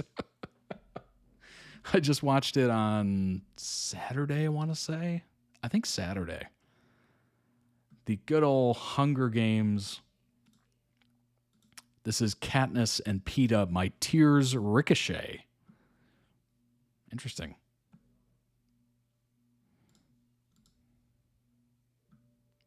Oh, My Tears Ricochet, Taylor Swift. I should have guessed. Our Taylor quota has been filled. Let's go ahead and bring that up. Katniss and Peeta. I thought the first Hunger Games movie, again, was fantastic. Just watched it on Saturday. Maybe my third time watching it, somewhere around there. It's one of those things where it's like, every once in a while, you kind of check in. And you're just like, is that as good as I remember it? You know, it's weird how we do that from time to time. We're just like,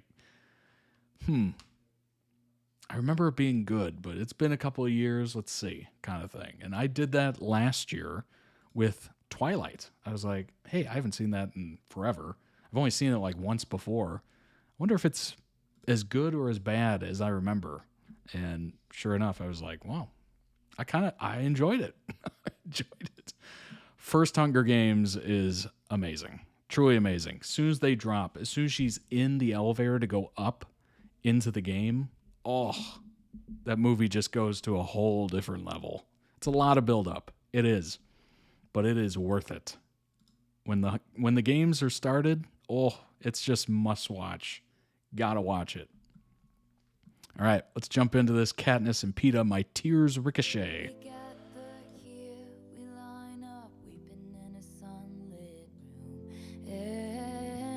If I'm on fire, you'll be made of ashes too. Even on my worst day, did I deserve, babe, all the hell you gave me? 'Cause I loved you, I swear I loved you. I think about that all the time. How I tossed you that bread. I didn't have it in myself to go with grace. It does.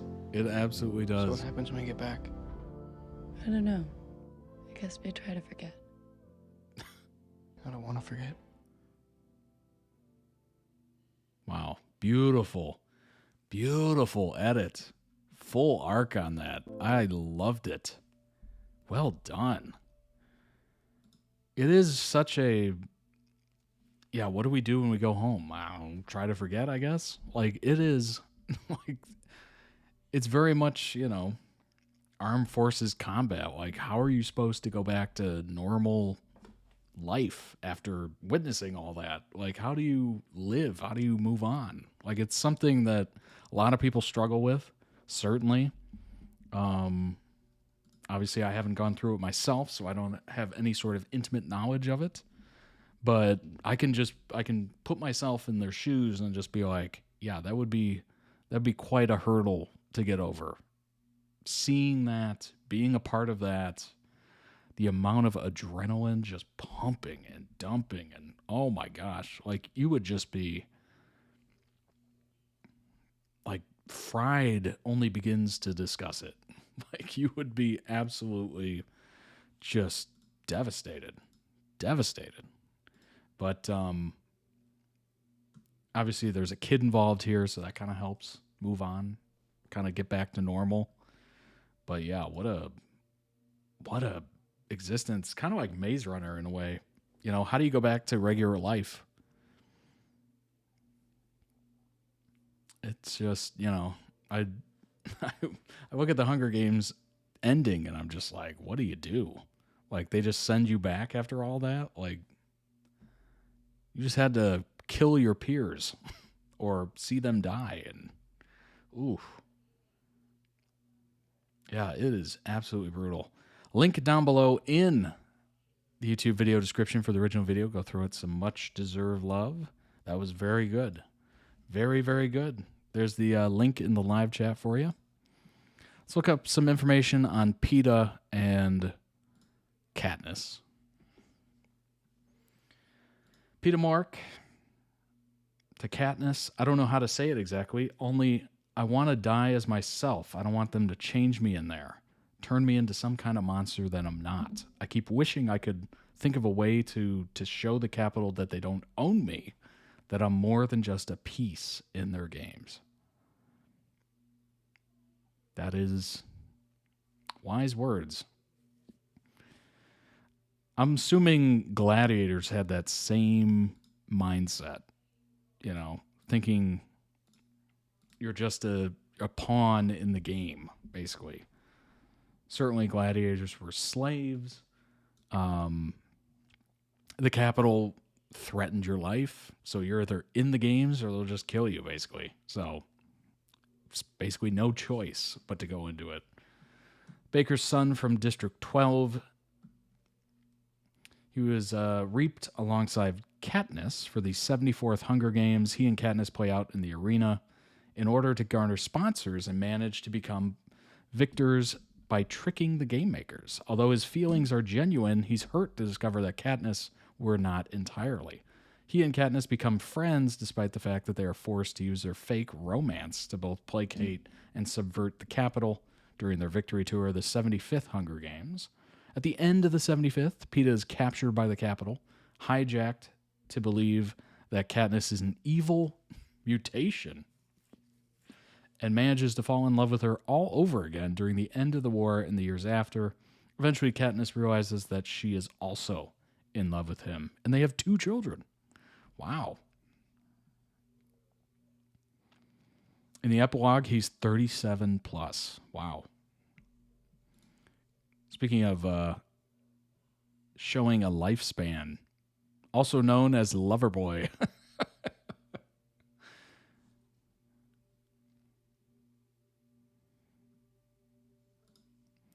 His abilities, of course, combatant.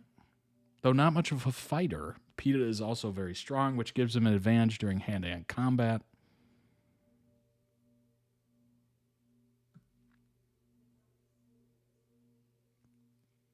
Handy with a knife, expert artist.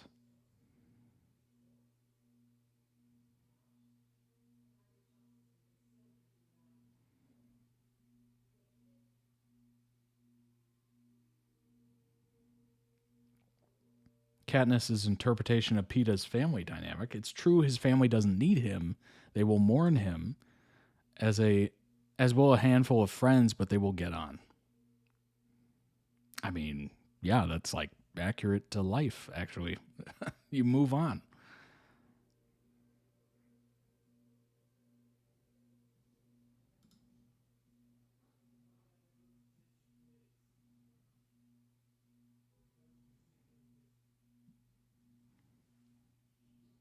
Katniss recognizes him instantly, knowing that he is the boy who, 5 years prior, purposely burned bread and gave it to her to save her family and herself from starvation. An act that gave her the hope and courage to feed her family. For this, his mother gave him a black eye for being so clumsy.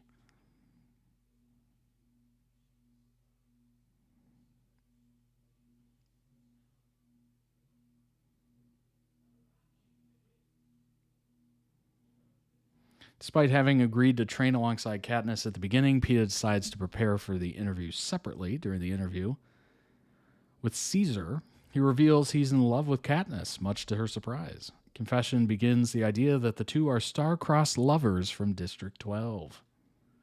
And hopefully they get sponsors off it.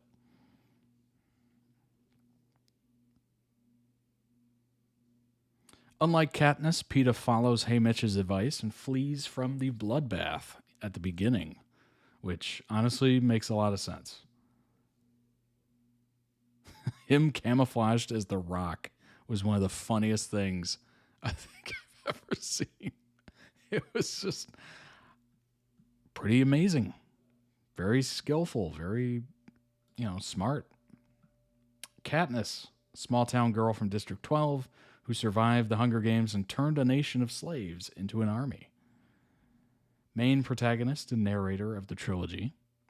After her younger sister, Primrose, was reaped for the Hunger Games, Katniss volunteered to take her place as a female tribute.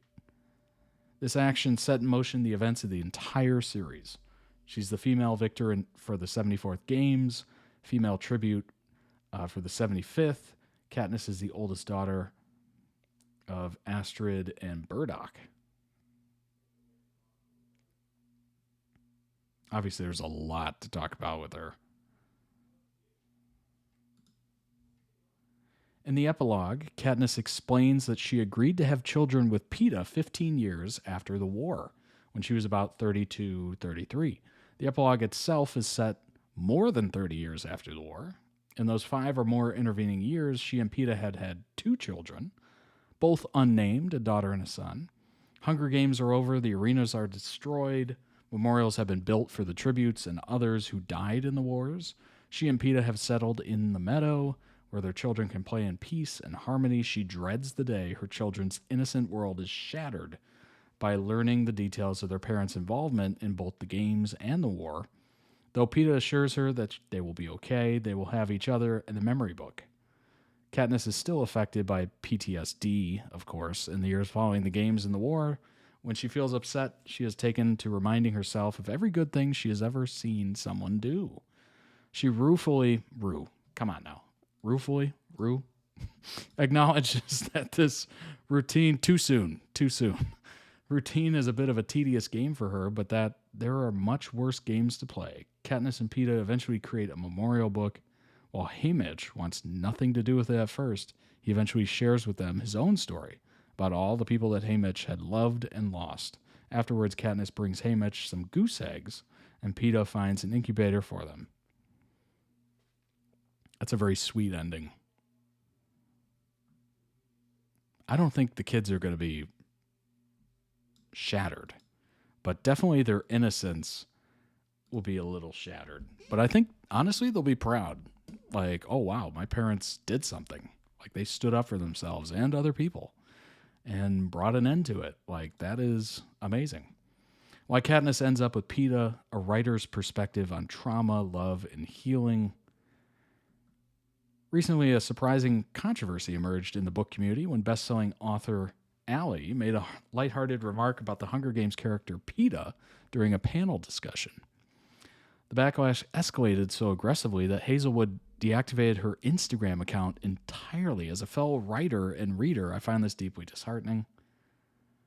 Entitled to their opinion, of course. No character, fictional or not, should be immune to critique or discussion. The fact that this incident snowballed into targeted harassment speaks volumes about the state of online fandoms, where nuanced discussion often gets drowned out by outrage. Yeah, I mean, that is unfortunate reality, right?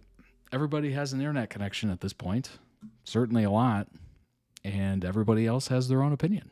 And when people have a similar opinion or one that they are very vocal about, it can seem like the whole world is coming down on you. I don't know about this personally. I've obviously seen it. But I would assume it would feel like the whole world hates you, basically. And that's probably why a lot of people deactivate or get rid of their channels or whatever. It's a lot. It's a lot. Writers should be able to engage with literature openly without fear of abuse. I mean, yeah, we all have opinions, and we all should have room to spew whatever nonsense that comes into our brains. Whether it's good, whether it's bad, it is what it is, right? Revisiting the Hunger Games as an adult and writer. Came to the Hunger Games first through the films as a teenager. At the time, I made a conscious decision not to read the books. Not because I wasn't interested, but because I wanted to enjoy the films without comparing them to their source material. See, that's the biggest thing. Like, if you're an avid reader and everything you read gets turned into a movie, you gotta hate movies. Because it never does it right. Like, I've talked to a bunch of readers before, over the years, and they always have said the book is better than the movie for every occasion. And is it destroying your chance to enjoy a story? Yes, I think it is. I'm assuming this decision to enjoy the films first and then read the books is a good way to do it, because that way you're going in the correct way. You're enjoying a movie going, wow, this is really entertaining. This is kind of fun. And then you read the book and you go, oh, the movie could have been so much better. It's a positive instead of reading the book first and then being disappointed in the movie. Like, at least it's, ending on a high note and not ending on a low note where you're just like, oh God, they're making a movie of this. I love that book. They're going to ruin it. Like, it's a totally backwards way to do it, but how do you know what movie's going to, or what book's going to become a movie? Who knows? So it is a risk, certainly, if you're a avid reader, that you're reading something that might get destroyed in a movie later. Years later, now as a screenwriter and self-published author, I've finally begun reading the novels. And I have to say, Suzanne Collins' writing is far more layered than I anticipated. This is a series you can appreciate in your youth for its action, dystopian setting, but return to as an adult and discover much deeper emotional and political core. So, is PETA useless? This is the heart of the current debate. That's the debate. Is PETA a passive love interest? Is Gale the better match for Katniss? My answer is simple. PETA is not useless, and his role in the story goes far beyond a traditional love triangle. Katniss is often seen as embodying traditionally masculine traits. She's an archer, hunter, provider, also fiercely maternal, particularly in her relationship with Prim. Her trauma, both before and during the games, has made her deeply guarded and wary of emotional intimacy. This is where PETA becomes essential. He provides Katniss something Katniss has never known, emotional safety. He's gentle, emotionally intelligent, steady in the face of chaos. In many ways, they balance each other out. Her practicality and survival instincts meet his compassion and psychological resilience. The relationship demonstrates that love isn't always about chemistry or angst. It's about calm, trust, and healing. Interesting. I think I watched it and I was like, I don't know. I don't really like PETA just because he seems, and I know this might be a little rough. This might be a little hot takey. He seems like kind of a wimp in a lot of ways. And maybe it's because Katniss is portrayed as overly masculine, that in comparison, PETA seems to another man wimpy. I don't know. That was kind of my interpretation of PETA, is that not exactly strong in emotional just overall being. I don't know. It was just kind of off-putting in a way.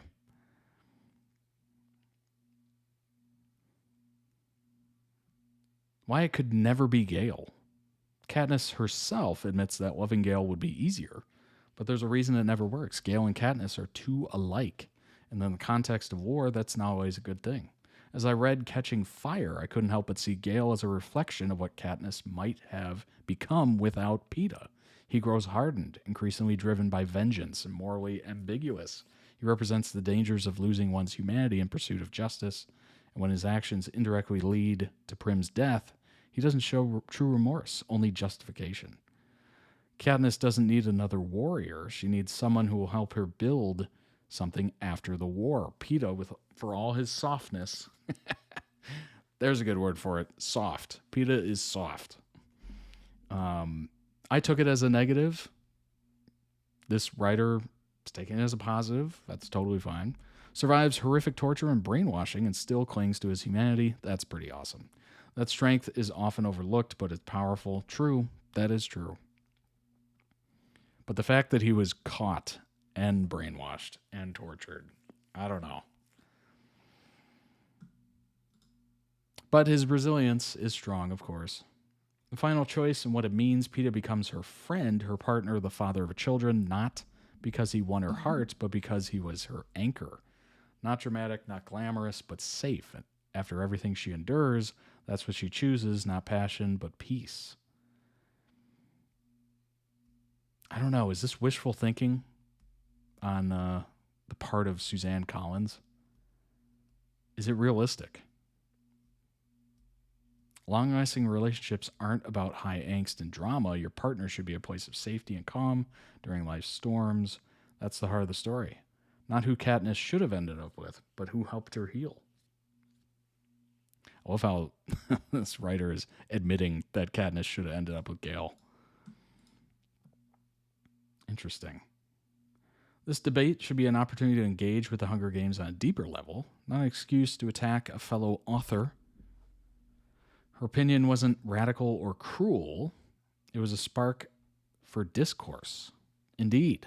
I mean, that's the beauty of having a discussion. It's talking things through. Is this a good idea? Is this a good take? Is this a bad take? Instead, let's keep talking with compassion and curiosity. Yeah, absolutely. It's kind of ridiculous to excuse someone completely Read the book and saw the movies because of my daughter. She was reading it. This gave us shared interests. That's awesome. I was actually rooting for PETA while reading. There's a much better match in the end. Gale just couldn't see things the same way Katniss did because they didn't share similar experiences in the games. That's big. I read the books multiple times. Love your analysis. Excellent points. I love the films, but didn't read the book.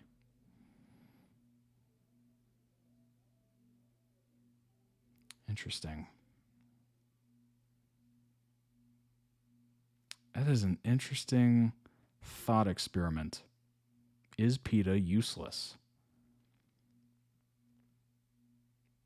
Ooh, that is so fascinating. I like that. I like people that, you know, ask weird questions that make you think and go, I never thought of it like that.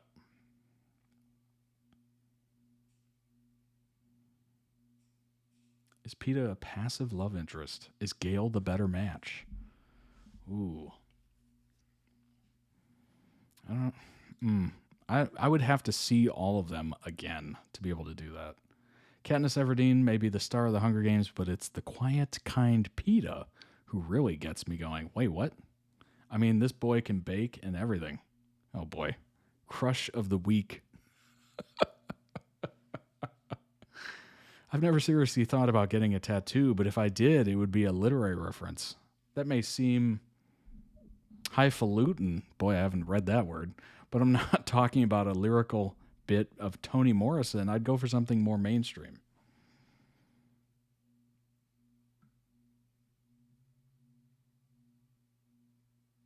Oh my gosh, those books have sold more than 65 million copies. PETA called up alongside Katniss to compete in the games. This is wonderful. First up, he's the son of a baker, so he has the keys to my heart, aka bread. Sense of humor and good looks are always welcome, but you just can't beat a man with in-depth knowledge of baked goods. At the height of the tournament, PETA even uses his cake decorating skills to camouflage himself from enemies, which was so funny. Above all, PETA is kind. As a boy, he offers a starving Katniss some bread, and he is loyal to a large, shaggy dog made human. He can be annoying, but my crush can withstand that. So I think my tattoo would be a pearl, the gift PETA gives Katniss. He's one of life's great second fiddles, and he knows it. There was a great love before he came on the scene, Gale, Katniss's childhood friend and hunter extraordinaire, but for the most part, he just gets on with it. That's a man whose masculinity is secure.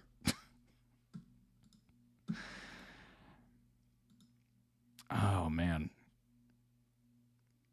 See, I wish I didn't come into the movie so late that I missed the beginning parts.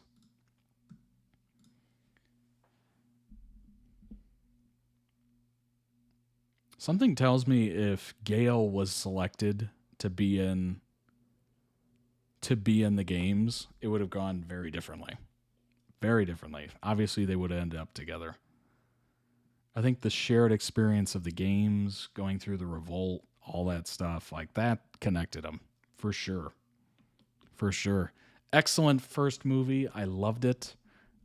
It still stands up today. So definitely check it out if you haven't already. What are you doing? What are you doing? Even I was late to the party and I still saw it. So check it out if you haven't. I should probably check out the rest of them, honestly, because I kind of forgot how the story goes. But yeah, it's very good. Very good indeed. That was an excellent edit, too. It was a beautiful arc. Beautiful arc. Great song choice. Stunning. Let's go ahead and jump into the next one. It is The Floor is Lava Parkour Challenge from STORROR. This was posted 5 years ago. We checked out STORROR before. It was the horse competition or whatever. It was fantastic. Fantastic. Very entertaining. This is about 15 minutes long. We hit up Bristol again to visit this weird and wonderful challenge, which turned out tough. Oh boy. Well, I'm already falling and breaking something. Okay then, ladies and gentlemen of the STORROR army. Hope you're doing well. You got a nice snack for this next watch. It's going to be a good day. A cup of tea, perhaps. A nice little biscuit. Custard creams, my favourite. A bit of back support, just because you don't want to take any breaks with this one. Oh my God. We're walking up a grassy hill. We're near Bristol. Driven 3 hours for this. Wait for it. Look at that. Look at that, people. 3 hours for these pillars. Bloody heck. This man's here. Shading, Vardio. How's it happening? How's it going? All You won the good? 10k yet? No, got kicked out today. Still sore. Don't bring that up, please. Dark Thank you. time. Wow. Just look at it. I haven't got much choice. It's Oh all my I'm filming. gosh. Wow. 108 pillars, Max says. You can imagine what we're going to be doing on them. Ding, ding, ding, ding. Sun's out. Lovely day for it. They're not like flat. They're kind of like rocky, uneven. Oh my gosh. This is the view from up top. Some of them are Oh, actually this is gonna be rather high. rough. And whoa. Well, this one's a bit wobbly. That's a bit alarming. Oh, Really that's scary, wobbly. daunting challenge, because right now we're quite high up and it's quite a technical challenge. This is the space we're kind of working with. So if you watched last week's video, you'll know that Sasha fell in the canals in Birmingham 4 times.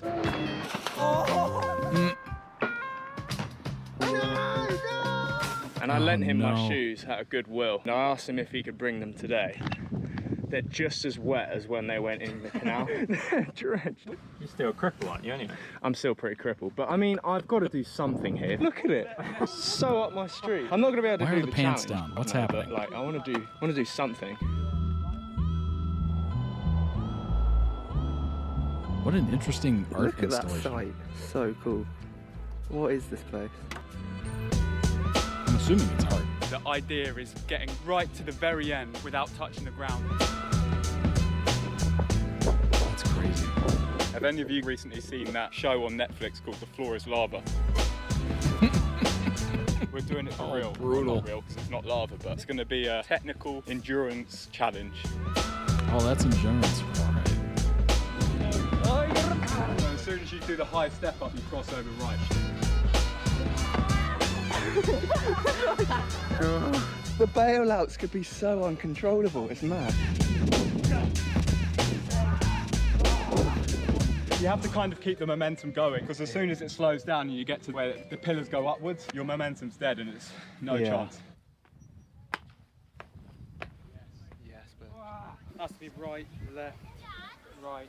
Seeing this challenge online, then coming to it in person is completely different. To be honest, I thought we'd all get this or which out. Oh my gosh. Do not try this at home. I feel like I have to say that. Not that you would want to, but it looks cool. I will say that. It looks cool.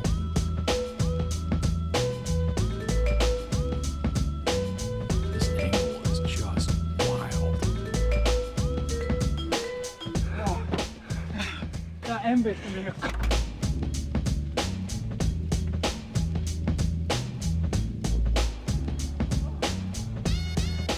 So I've done this bit, I need to work out this latter half and then connect the dots, because not only is it like a puzzle in your mind, it's an endurance challenge, and I don't think I've got many attempts at it.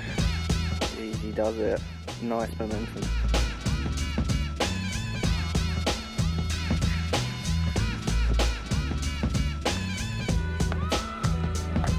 Oh. Wow. Being out of breath and then hitting some high It's consequence just making me strides, cringe. it's super scary. When you're out of breath, you're not fully in control. Murderous ending. What the hell?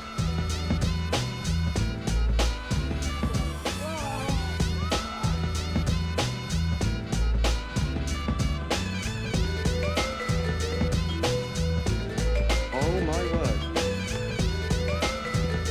Oh my God! Jesus, you had that far to go. This one was just so hard to Almost. That's got to be the closest yet.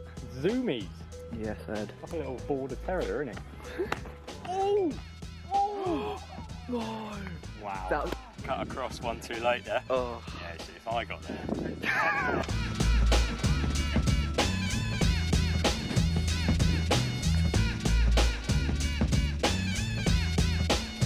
Boy, a drone would be perfect for this. Jeez. After each attempt, a long walk back. Will it get done before their legs are done? Oh, they do have a drone. There it is. Yes! Oh no. The momentum goes down so much. Oh, that one. That's the problem. Free from the end. No. I think if you get up there, you can squeeze it through. Every failed attempt makes you more and more tired and makes it less and less likely for the next attempts to actually make it. Brain has to be on You almost point need in order like for the a whole thing to work. golf cart to get back, so you're not using up energy.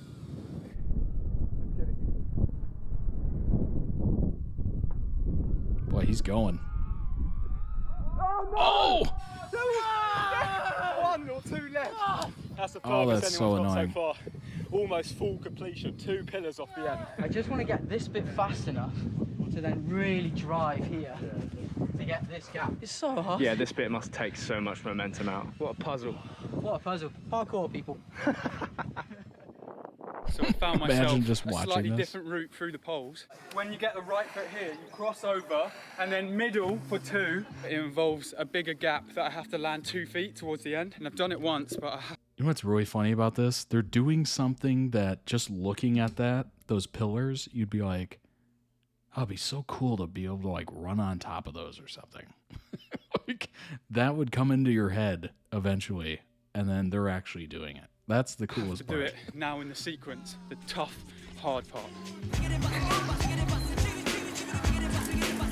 Ben just said this one's the one. The alternate route. Alternate route. Here we go. Maybe the left is easier. Ooh. No juice! Sunk into that 2 feet and got nothing out. That looks so promising though. That's so close. That's coming.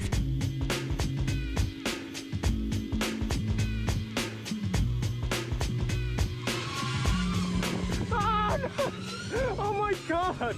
You got fully sabotaged there. I was falling off anyway. So, unfortunately, the end section is technically the hardest part. Physically the hardest part. Everything's already drained. You're already a bit dizzy and you've got such a hard end section. So it will be interesting to see if anyone can complete this. Oh, God, very low. And they're getting more and more tired every go. That's crazy. That is legit crazy.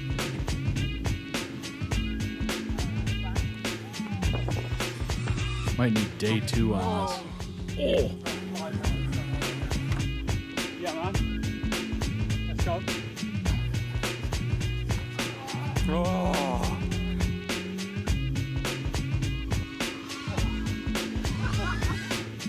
Let's go, Max. Come on, Max. Oh. Dang it. I know this is just guttural sounds, but I'm literally watching this and like putting myself in their shoes.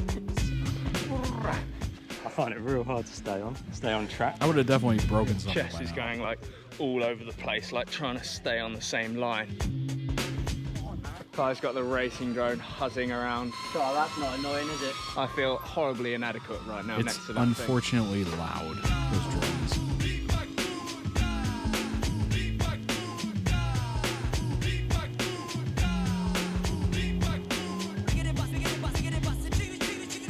Oh, got the balance. Oh, he did it. He did it.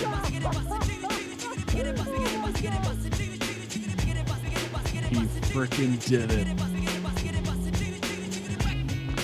He smartly like stopped and then he started going again. That one right there.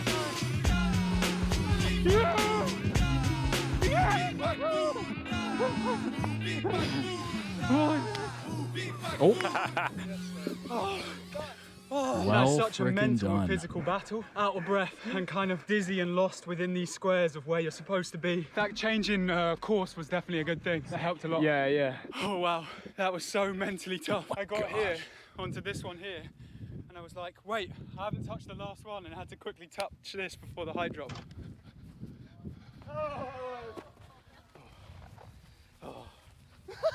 Into the shade. Oh, so gutting. I so wanted to get this challenge done, but it passed my physical peak right now.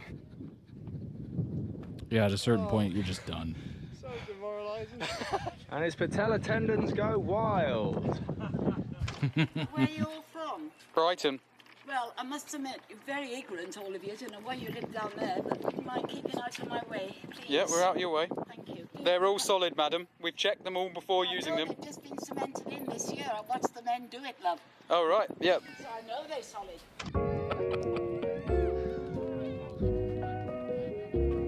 Yes, go on, Toby. Go on. The crowd goes wild in full support of the Swagway. My eyes watered up right now. Yeah. Bit more of a headwind now as well that we're tackling. Let's go. Oh my god. It's really throwing me off. I need to land at a certain angle in this last Definitely a crowd starting to form, which is unfortunate because now they're all drained.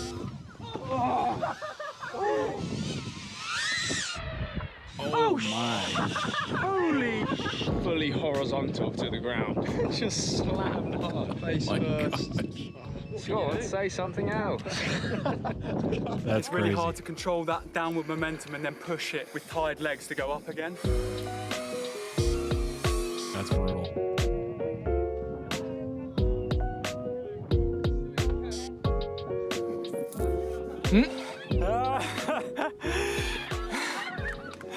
Wow. You did it? If the floor was lava, I wouldn't be dead. Not happy, I'm going to give it You're going to go for another one. See if my legs take it. But... Nice. That's it. Buckled, man. No! Yeah. That's it for Toby. Bloody hell. Fully buckled there. That is such a Yeah, I demonstration saw that. how it takes it out of you. All sitting down, chilling, watching the His strides. ankles are like, Big up nope. all the locals around here. 10% of them have not been so nice, but 90%, you're absolutely lovely. 10% have not been nice. They're gonna put out a sign that says like no parkour, just like those no skateboarding signs.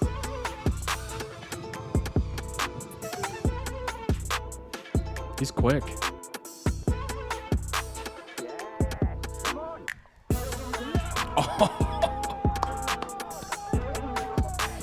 That was awesome. That was legit. That was a legit way to end that. That's so cool.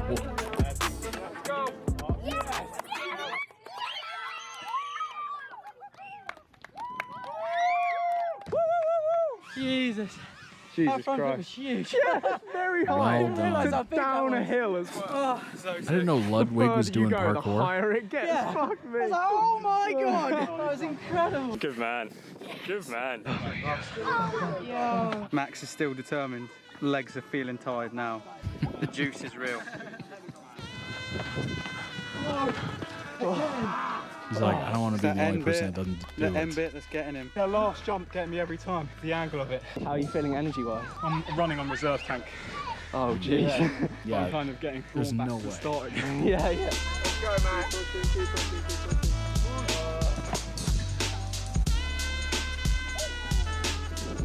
Done, I think. Fair play. He went until the legs could go no more. At least someone's done it. If we all came here and didn't get it done, it would be annoying. But A challenge where you could only just make it. What are the chances of that? No.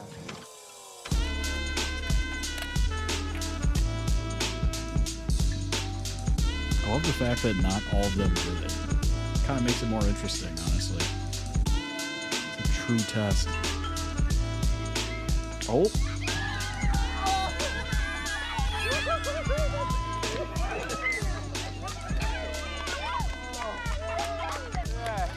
The crowd goes wild.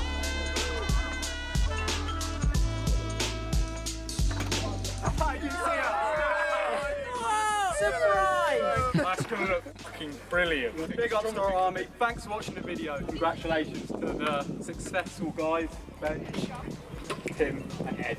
They completed the 40 stride Floor is Lava challenge. Round of applause. Very hard from experience. Come here and give it a go. We'll send you some socks. Socks. If you want to be a true Storror Army member, you've got 3 things to do. Subscribe, join, clothing, just buy 1 piece. And once you've done all 3, drop us a comment and we'll send you some love. Send you some love. Go follow Storm Freerun. Big thanks to Skyox for the racing drone footage. And we'll see you next Monday. Friday for you legends. Peace out, Bristol. Our legs are dead. Oh yeah, and Cut now, everyone be normal. Right, credit. See you guys later.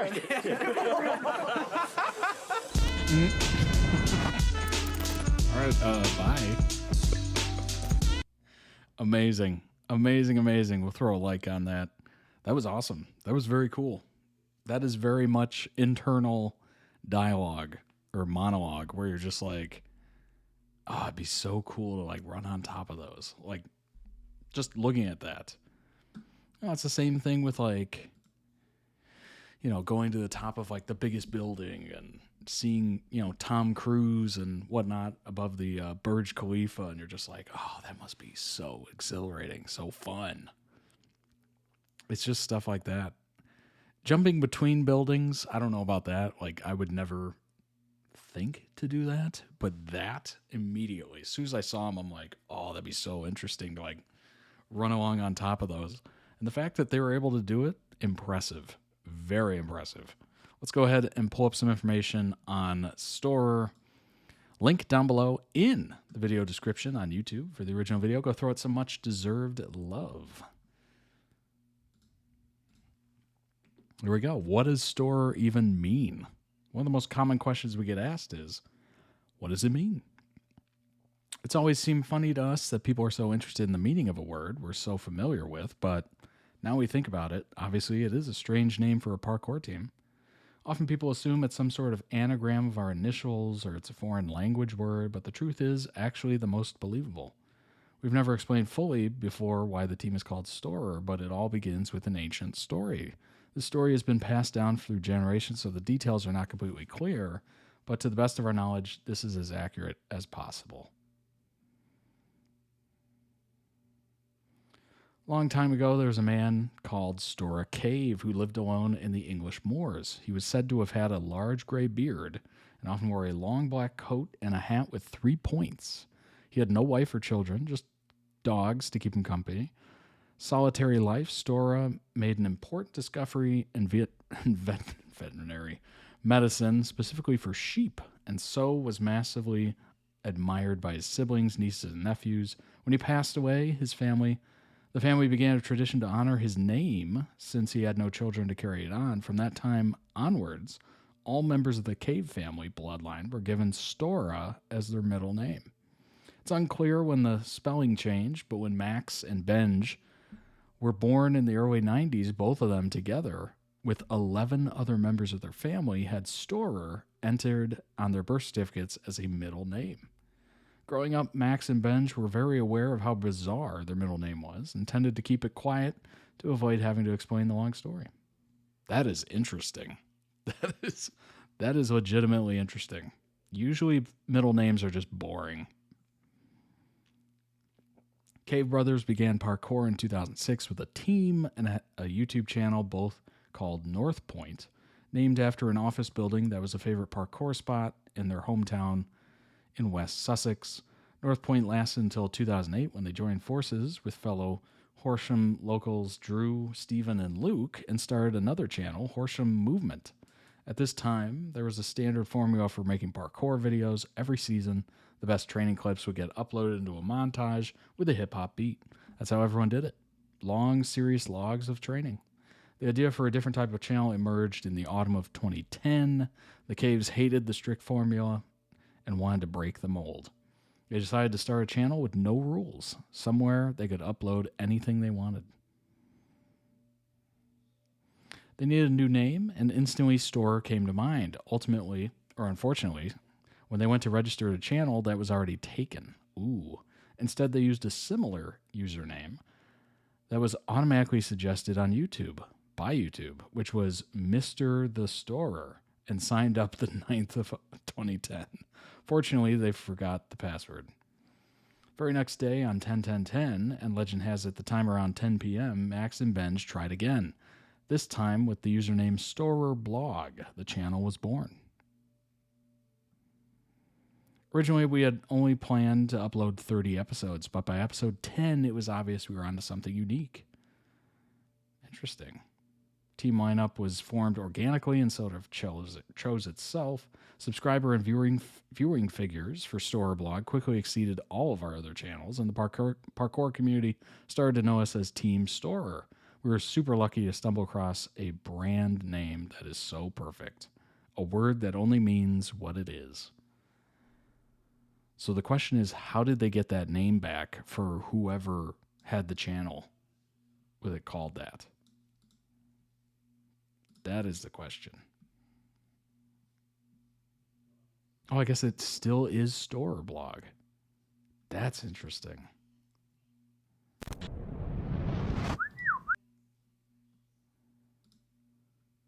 That's fascinating. Yeah, it's still STORROR blog on Facebook. Instagram, they got STORROR. Twitter, STORROR Parkour.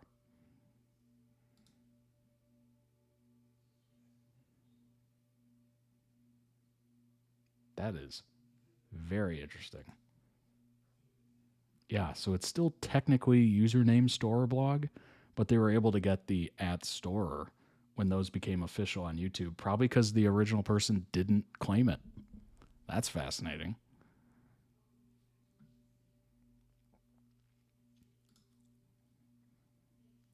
We are STORROR's parkour athletes on what's possible when working as a team in a solo sport. South by Southwest Studio. This was March this year. We are STORROR. Director Michael Bay. My personal favorite's Toby, the red hair. Honestly, seems like a really good dude. All these dudes seem really amazing. At the peak of a death-defying career, the 7 friends of parkour team STORROR embark on what could be their final project, a globe-trotting quest to conquer 4... The fact that Michael Bay is directing this is wild. Conquer 4 extreme environments faced with harrowing accidents and personal conflicts. The team grapples to maintain the bonds that have united them since their beginnings as ragtag street kids. From Michael Bay. That is a sentence I didn't think I would say. This immersive documentary delves into these thrilling athletes who command over 10 million YouTube subs and nearly 3 billion views. Film takes you on the edge and asks what's truly worth risking your life for. That's wild. Hope it comes across in the documentary that almost everything you're seeing wouldn't be possible if each of us was trying to do it on our own. It's just part of being together, the 7 of us. What we can do when we're working as a team and all are directed towards the same aim is unbelievable, said Drew. Toby, your favorite, said some of it was just touch tight. Like there's some scenes in Malta that people probably have to rewatch to actually appreciate how close some of the guys were. Like Callum actually screams out loud midline because of how close Josh is behind him on a move where if they did collide, they'd both be clattering down a staircase together. Wow. It was spot on, but that was halfway into the line. You can't really predict that it's going to get so tight at certain points. That's amazing. Michael Bay. The skill challenge really shows how much they can do. Indeed. It's really impressive, honestly. And the fact that they were able to do it over and over and over, like, dude, that's insane conditioning. We Are STORROR guys say Michael Bay shares weird similarities with their death-defying parkour. Bayhem has now hit the streets. Michael Bay, the famed blockbuster director behind Armageddon and Transformers, is stepping back from his explosive spectacle and turning to nonfiction. Interesting. Parkour remains as popular as ever, and Bay's new documentary, I had no idea he did documentaries, follows the exploits of a daring and exceptionally skilled parkour troupe who push the limits. Let's see here. Most of what people see about parkour is just a 10-second clip.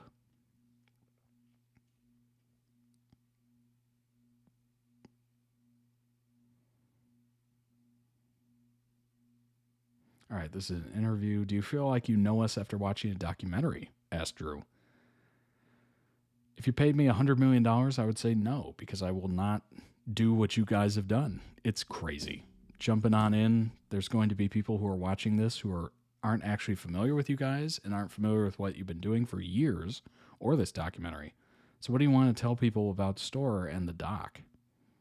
First things first, check out the YouTube. There's 10 to 15 years of videos we've been putting out once a week, half an hour. If you're interested to know more after watching the doc, there are hours, years of footage. 18 years of trial and error. Graded exposure at safe levels. What the film did to show is that I'm so stoked that the old dude, Jeff, 65, American dude, got a round of applause. That was the sickest moment for me. That whole section is showing that parkour is for everyone.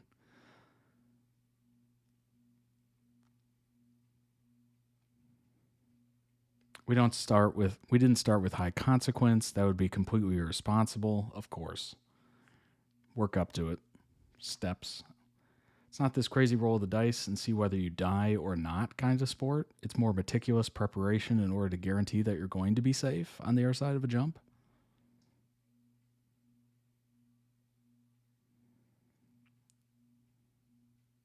We simply wouldn't be doing it for long or as long as we have if we didn't use everything in our toolkit to make dangerous things as safe as possible.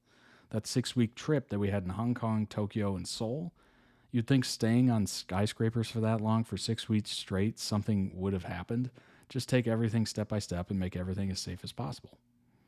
Toby said with the cleaning and stuff like that, we're only doing that because we learned the hard way on ground level.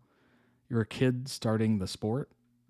You really are just sort of sending yourself into stuff and finding out if your body can deal with this and deal with that.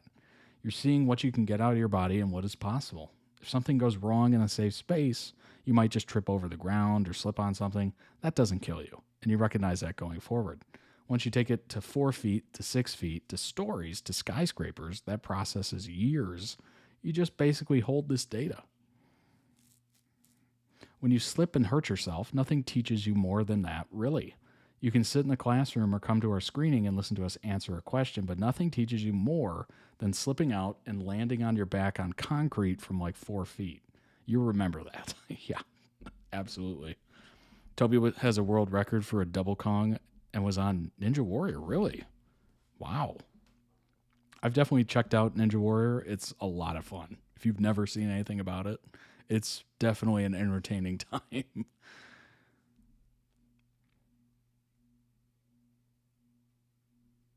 Look out for each other. Josh, have you checked that edge? Drew, is that rail sturdy? It's a team effort to make sure everything comes out happy and unscathed. It's trying to control as many variables as you can. When you just see a 10-second clip, you're kind of like, how could you possibly know that was going to go right? It's because we've spent 5 hours prepping it, measuring out the jump on the floor, doing it safely a load of times. A lot of the time, if there's a roof gap, you go and find a similar sized jump that you do 10 or 20 times to make sure that you've got that kind of confidence and belief in the skill set. Yeah, it's like, I don't know if you've ever seen, the magician David Blaine has done so many like life-threatening challenges, physical challenges over the years, like putting himself, I think it was for like a week in solid ice, or maybe it was like a weekend or something like that, 24 hours in like a solid ice block. And another one, he sent himself up recently in some balloons or whatever, no oxygen until he needed it.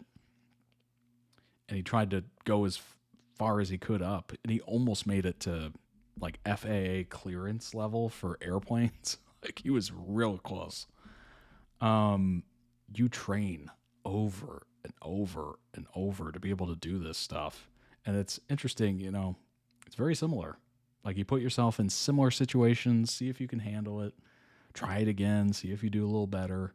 Like it sounds very similar to that. And I like the fact that they show that, them practicing before they do it in these videos, which is pretty amazing.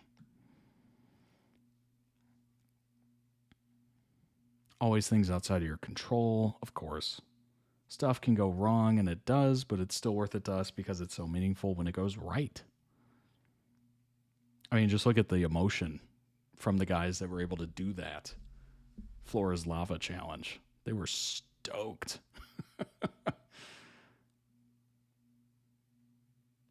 Talk a little about cameras in your mouth, because I've seen pictures and there are definitely shots where you have a camera in your mouth. Yeah, I did see that in that one video. Pretty dirty. I feel like it's very unhygienic, to be honest. Powell says you're passing it around to each other as well. You just wipe it on your shirt. Oh my gosh. That's funny.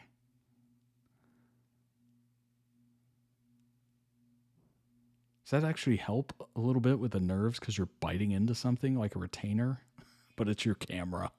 The only reason it came about was because when we started, the only thing available was head mounts, which was like an elastic strap. Chest mounts as well. They work sort of, but back then the stabilization of cameras wasn't good enough. So the moment you land with any amount of impact, the GoPro bounces around your head, slides off, comes down. However tight you do it, there's always some leeway. The moment you lock it into your jaw, it's the best image. Interesting. That is interesting.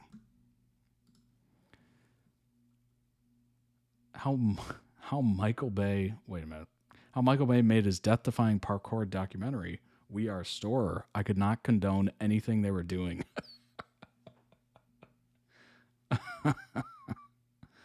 Michael Bay had a big problem. During the height of the pandemic in 2020, he got a text from Drew Taylor, one of the members of STORROR. 7-person group. The group's global reputation led Bay to hire STORROR for his 2019 action film Six Underground. And now Taylor was asking Bay about making a documentary with them about their lives.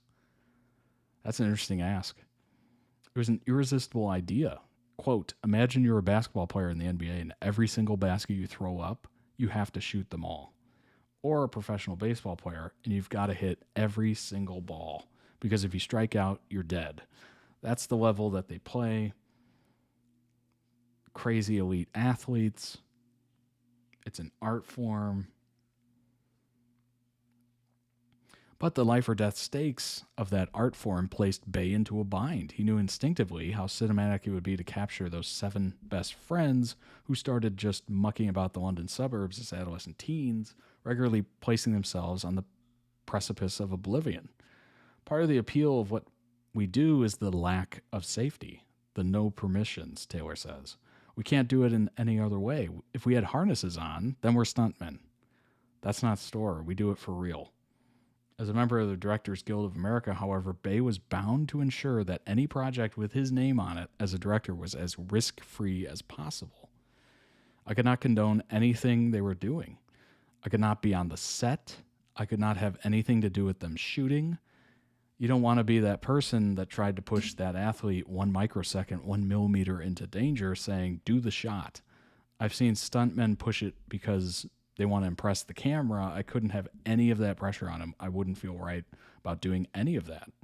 It took years, Bay says, for his legal team to figure out a way for him to direct the documentary without actually participating in how it was made. That's wild.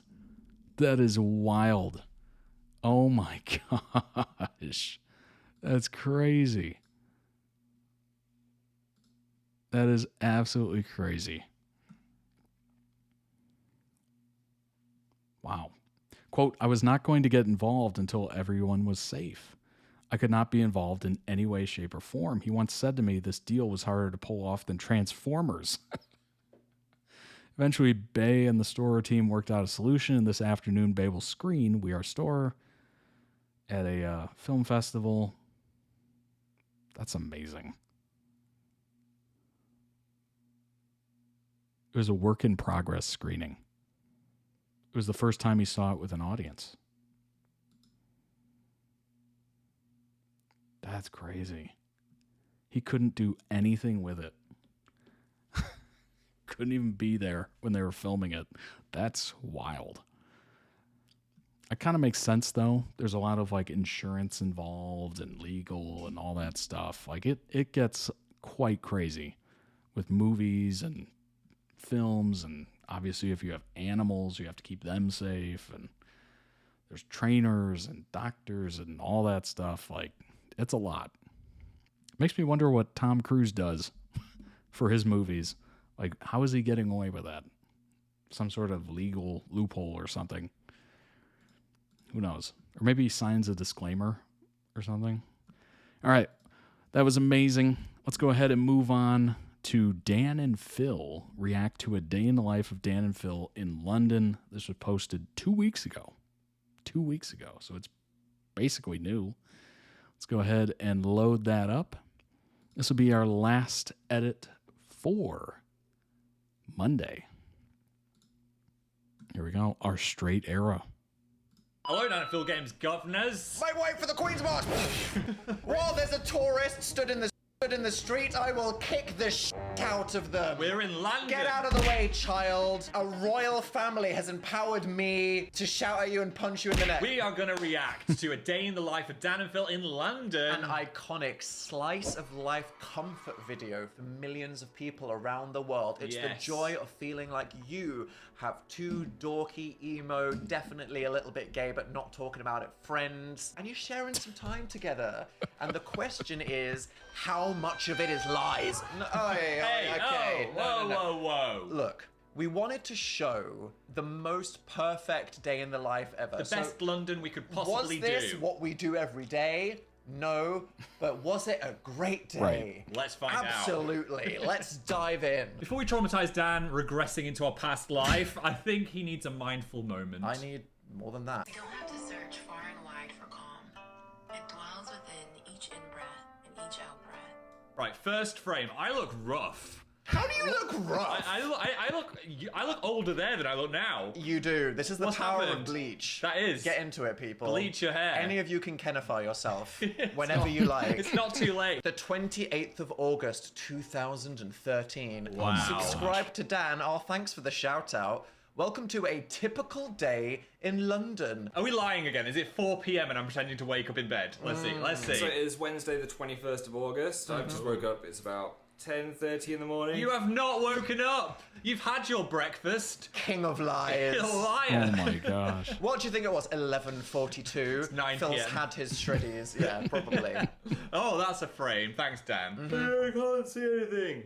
These are my glasses. Oh. What are those? Not great. Who told you they looked good in Specsavers? The Specsavers lady, she was like, you look hot She in was those. getting rid of dead stock. I know. I had a dream last night that my leg... The bed sheets. Oh, look at it. The power that those IKEA covers I wasn't had. aware how powerful they were when I owned them. What we would do Color to the blocked world. bed was the sheets. spawn? Cut off at the ankles. What? Do I still have feet? Please be there, feet. Dogs. reveal. No! Whoa! Wiki feet. Wiki Phil Lester posting full toe in 720p. Right. Why are we Wow. uploading a video in 720p? If you were a foot person, do you think they'd be hot feet? Because I can't tell. The way that you stealthily reveal them. This one's quite bulbous. I reckon it's that's round. sexier. It's very round. This one's a bit more skeletal. Oh. Hello, London. Thanks to whoever did that. Doxing Asking the myself yet hard-hitting again. questions. Have you not seen Rambol? You can just find anyone anywhere. That tree? 2 seconds. Ah, the old London tree. Well, hello, tree opposite our house. Some really annoying French builders downstairs. Why did I say French? French. Really annoying. And just to make it worse, French builders. That's weird though, because I love an accent, and French is one of the sexiest accents. Oh, oui, oui. Je veux regarder la feet. They were pissing annoying though. That building construction was like... We essentially moved out because the person... And if you're wondering, yes, 2 Phil years. Lester does have a wiki feed. You. I'm scared he's going to turn Crazy. around. We should see if Darren's not on fire is awake. Who? What the hell did you just call me? Oh, are we waking up, Dan? Oh, it's Dan in his room. A fresh morning. Oh my god, I'm waking up. Liar! Do you think I have makeup on? Camera ready. If I had a zip, maybe. I'm in full glam. Yeah. That room was terrible for road noise, though. Yes, Guess the ambulances. crime. Oh, I've got a Dalek on my bedside Road table. noise This is is me so annoying. in peak Oh my Tumblr gosh. multi-fandom mess era, just trying to signal to the fans out there. Yes. Morning. Hi. Is this the day? This is the day. in our lives. Yeah. Okay. Ooh. I loved, by the way, I went into the comments and Yeah. someone said, Dan without a shirt, Dan without a shirt, Dan without a shirt. Craft. Talk about brain rot. Yeah. You don't know what we did. Hello, the whole of the internet. Looking at me in bed. Stop. Do you want cereal? What cereal do we have? Well, I've had a look, and the choices are Lucky Charms time. or Bran. So we have the I'm a most good healthy actor. cereal versus the least healthy cereal that's ever Pretty existed. much, yeah. What will he choose? Get away from Lucky Charms.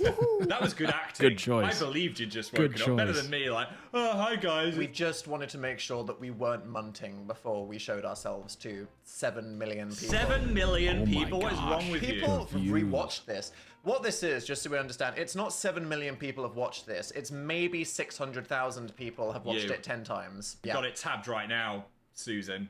Do you know what you need? Some mindfulness. Thank you to the sponsor of today's video, Headspace. Do you ever feel like your mind is racing? You're like, well, there's too much going on. I just need to chill my brain out a bit. Yeah, I have a lot of those thoughts and stimuli for some reason. Is this why you've got a subscription? Headspace is the tool for you. It lives in your phone and it can help you relax your mind in various ways. With premium, relaxing content. We all need to We're relax. talking soundscapes. The world sleep needs to vibes, relax. 3D okay? recordings from the world's loveliest places. Watering hole. I want Pumbaa tooting while I'm 500 trying minutes? to snoot. Boat engine. You're in Portland, Maine. Yes. True crime vibes. A salty sailor wants you on his vessel. A seaman? Yeah. 500 minutes of Savannah Dawn. If you want to get to sleep, just whack one of these on. You'll be asleep in no time. Don't whack it on. Gently put it on next to the bedside table and then hit the snork me. Also, if you're trying to focus on something, if you've got exams, If you need help concentrating, stressful on work, tasks, you press need the- someone to give you like guided periods of focus. you've got study beats, organizing thoughts. Dan, something you will enjoy, move. Get moving with Leon. What's wrong with Kim? I would go for either of them. What the Phil? I'm flexing.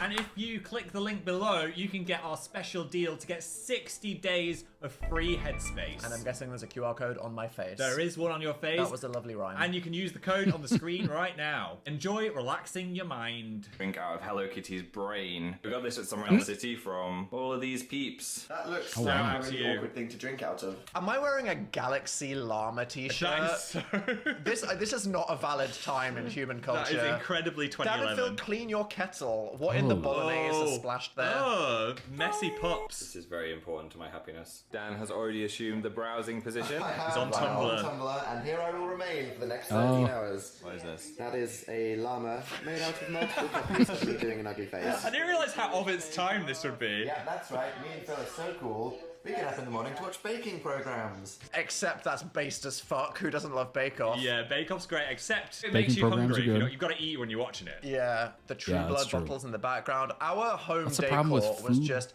here are channels and things food that we've shows, watched. Yes. food videos. You're Nerdcore. just like, I think this I can had eat a something right certain now. je ne sais quoi. So you got to watch it when you're actually eating.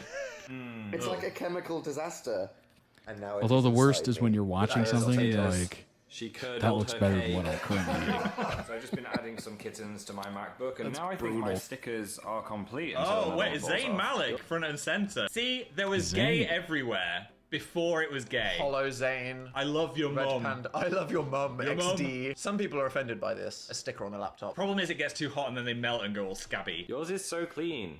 My what? Your MacBook. Do you not The want a duality sticker of fan. I'm not A someone to little put kitten? stickers No, on it. Come on. You're Embrace it. no, How many programs do I have in that taskbar? There's What a the lot hell going is on. going on? with things is Not very much of a disturbing. sticker on the So laptop I person. discovered a pretty More of like a critical flaw clean in this Hello laptop. Kitty mug. If it gets a Your scratch, it voice, goes, your voice is so high. I Did don't you go know. through a second puberty? I was not used to professional talking. Right, okay. The sofa crease is very authentic. That's a true representation of our lives. That was because we were broke as fuck when we moved into this apartment. The cheapest sofa that we could buy. I'm trying to have a wee, but there is a scary builder right there. Oh my god. He's kind of see me. Also, I should be used to it because Edward Cullen's watching me the whole time. Just fucking Just Edward Twilight, One Direction. What is happening? It's so weird that this can make me see. Okay, Ugh. This is oh, gore. Don't do this. Get away from me. this is subscribers. gore. What are you doing? Okay, I'm gonna have a shower now. So you ready for the transformation? Why do we have a picture of Matt Bellamy? So much fan art in this There's house. a lot Thank you going all on. for your talented Yes. creations. That was cool. Oh, cinema. Cinema. That's how I feel. Fashion. Phil is ready for the day Oh in my his gosh. bear t-shirt and black skinny jeans. Hoping to attract a bear. Is it a simpler time? Yes. Straightening the fringe. Hours daily. Go on my piano. It improves it. It did not improve it. It did not improve it. That was not my piano. It came in the rental property. Needed a tune. But What are ass we crack. Look at that. Still But- on that chair. People walk into the room, builders, and they're like, so they're eccentric homosexuals, are they? Yep. But Tweety. Oh my god. Old Twitter. Old Twitter. I miss just writing what was in my head. Being boring as fuck. Yeah. Not everything had to be an SNL joke. You'd just be like, Toast, lol. how do batteries work? Am I right? Lol. Cloudy today, and everyone will be like, wow, this is great content. Yeah. Visit the zoo, day things, London Eye. Are any of you still here? Texted crab sticks. Where so are hopefully you you'll right buy it. now? So I've been trying to be a bit healthier by having some fruit smoothies, and look how I'm gonna gross guess it they're is. still here. Mm. Also, fruit smoothies are not healthy. They've got vitamins in them, but that thing is all sugar. Vitamins? Vitamins 100%. and minerals. I'm deciding what to wear on our adventure. Oh, we're not wearing that, The Dan. leather shirt. No. No. I like that my leather shirt was already a meme. Look at Dan's selection of colours he has in his drawer. Not changed. Black, Full grey. rainbow of Phil clothes. You've kept every single one of those. Except the bear. I was looking to wear the bear in this, but it's gone. It's in a charity shop. It's the mission of the day. I'm not gonna laugh too hard. I keep clothes like crazy. Yeah, we both totally forgot. Playlist live. Mission. I can't remember what I've taken on them. Okay, so this is us deciding what would be good content. Yes. Because the truth is, a day in the life of Dan and Phil in London was actually us filming videos for 9 hours and then playing video games for 3 hours. It was. We don't go outside. It would be rare for us to go outside. Same. Not going into town for a work meeting. Yeah. It's like once a month we will venture. A year. Not a year. Somewhere between that. Yeah. Okay. Eventually, Antics will be the discovered. introverts Why take do over we the have streets. a softbox light in the living room? This is the problem with that YouTube live. We're living at the the film personal studio. and the professional were just, yeah. Very true. And We would. Okay, you didn't need to say it. Oh, I didn't realize you were making the joke. I thought you were Literally, just my doing- desk How do was you feel next to about my this, bed. Dan? He was straightening his hair. I was Personal trying to find out and who I YouTube was. live. This is Dan is not on fire. I think that's what I'm seeing. You know what I mean? secondly, We are going to go for bubble tea. let's do this. I like you with like stud things in. Why is it always just the same ring now? Why have you devolved into boring one ring? One ring to I rule came them out rude all. that I Why wanted have to. you remained completely boring? You I've not. Look at this. unpierced- This is my piercing. 150 years of the London Underground Oyster card. Okay. I thought they just have a gently Special rip on each Olympics other. one. That's I so still got it. old. I'd go get it to prove to you that I still have it, but I can't be bothered. Okay. Yeah. If you're wondering what an Oyster card is, it's what you can get on the tube with and pay. We're both like rare Pokemon card Oh my collectors. god, they're banging cards. And off we go into the big city. Right, how do we not show our front door? I'm interested. What cinematic deception are they going to do now? We're just gonna do it. Gas leak. This Gas is where it leak was coming cupboard. from. That's also why we moved out. It's releasing it right now. The whole neighborhood's going to blow up at some point. I didn't know what gas Phil smelled just like. thought we had a gassy corridor. And when you think about, oh wait, Dan and Phil had a gas leak for 7 years, I honestly do That's think it took wild. away some of my brain cells because I probably not that- gave you some new ones. maybe not that I was the most intelligent here, but I feel like after this. Well, you degraded, did you? Okay. Oh, here they go. To the wilderness. Time to get them developed. Don't just say terminal illness. To the wilderness. No. And here To we the wilderness. Sorry. Give me my lesson. I was like, why am I saying that? We're ready to go on our adventure. Double Nothing illness! funny about that. Once I brought in a 6 pint of milk through that and dropped it onto the communal doormat. Oh my And God. it just like seeped milk into it. There was a pub outside. I felt too socially awkward to like go out with the exploding milk, so I just let the whole thing empty. Oh my god, Dan, you're wearing the t-shirt. You have it. I found it in the depths. What Oh is my it? gosh. Ricardo Ticci for Givenchy, Phil. Oh, back in his religious imagery graphic tee era. Okay. He had a big impact on fashion culture. You know, he kind of made streetwear high fashion. To some Right. people, this is either what, you know, changed it and modernized it in a more accessible way, or ruined a lot of high fashion brands forever. Hope we can get them today. That would be cool. It would. Well, hello there, little boy. Do you want some candy? Oh no. I'm so Stop it. Oh, wow. Whoa. Look who's fucking loaded! Oh my- Who on earth has £30 on an Oyster card? This I guy. have loads of money. Do you want to go to space and back? Yes. I find wanna go Erica to really space scary. and back? She's like a demon or something. Yeah, that is weird. the mouth of God. Imagine if you were about to taking kiss a his girl and then soul. that happened. Kiss a girl. Imagine it. Oh, what am I playing on the phone? All his tube journeys. Is that Candy Crush? Oh my Oh, it's Plants gosh. vs Zombies. Fucking banger. Look at how Classic. tiny those screens were.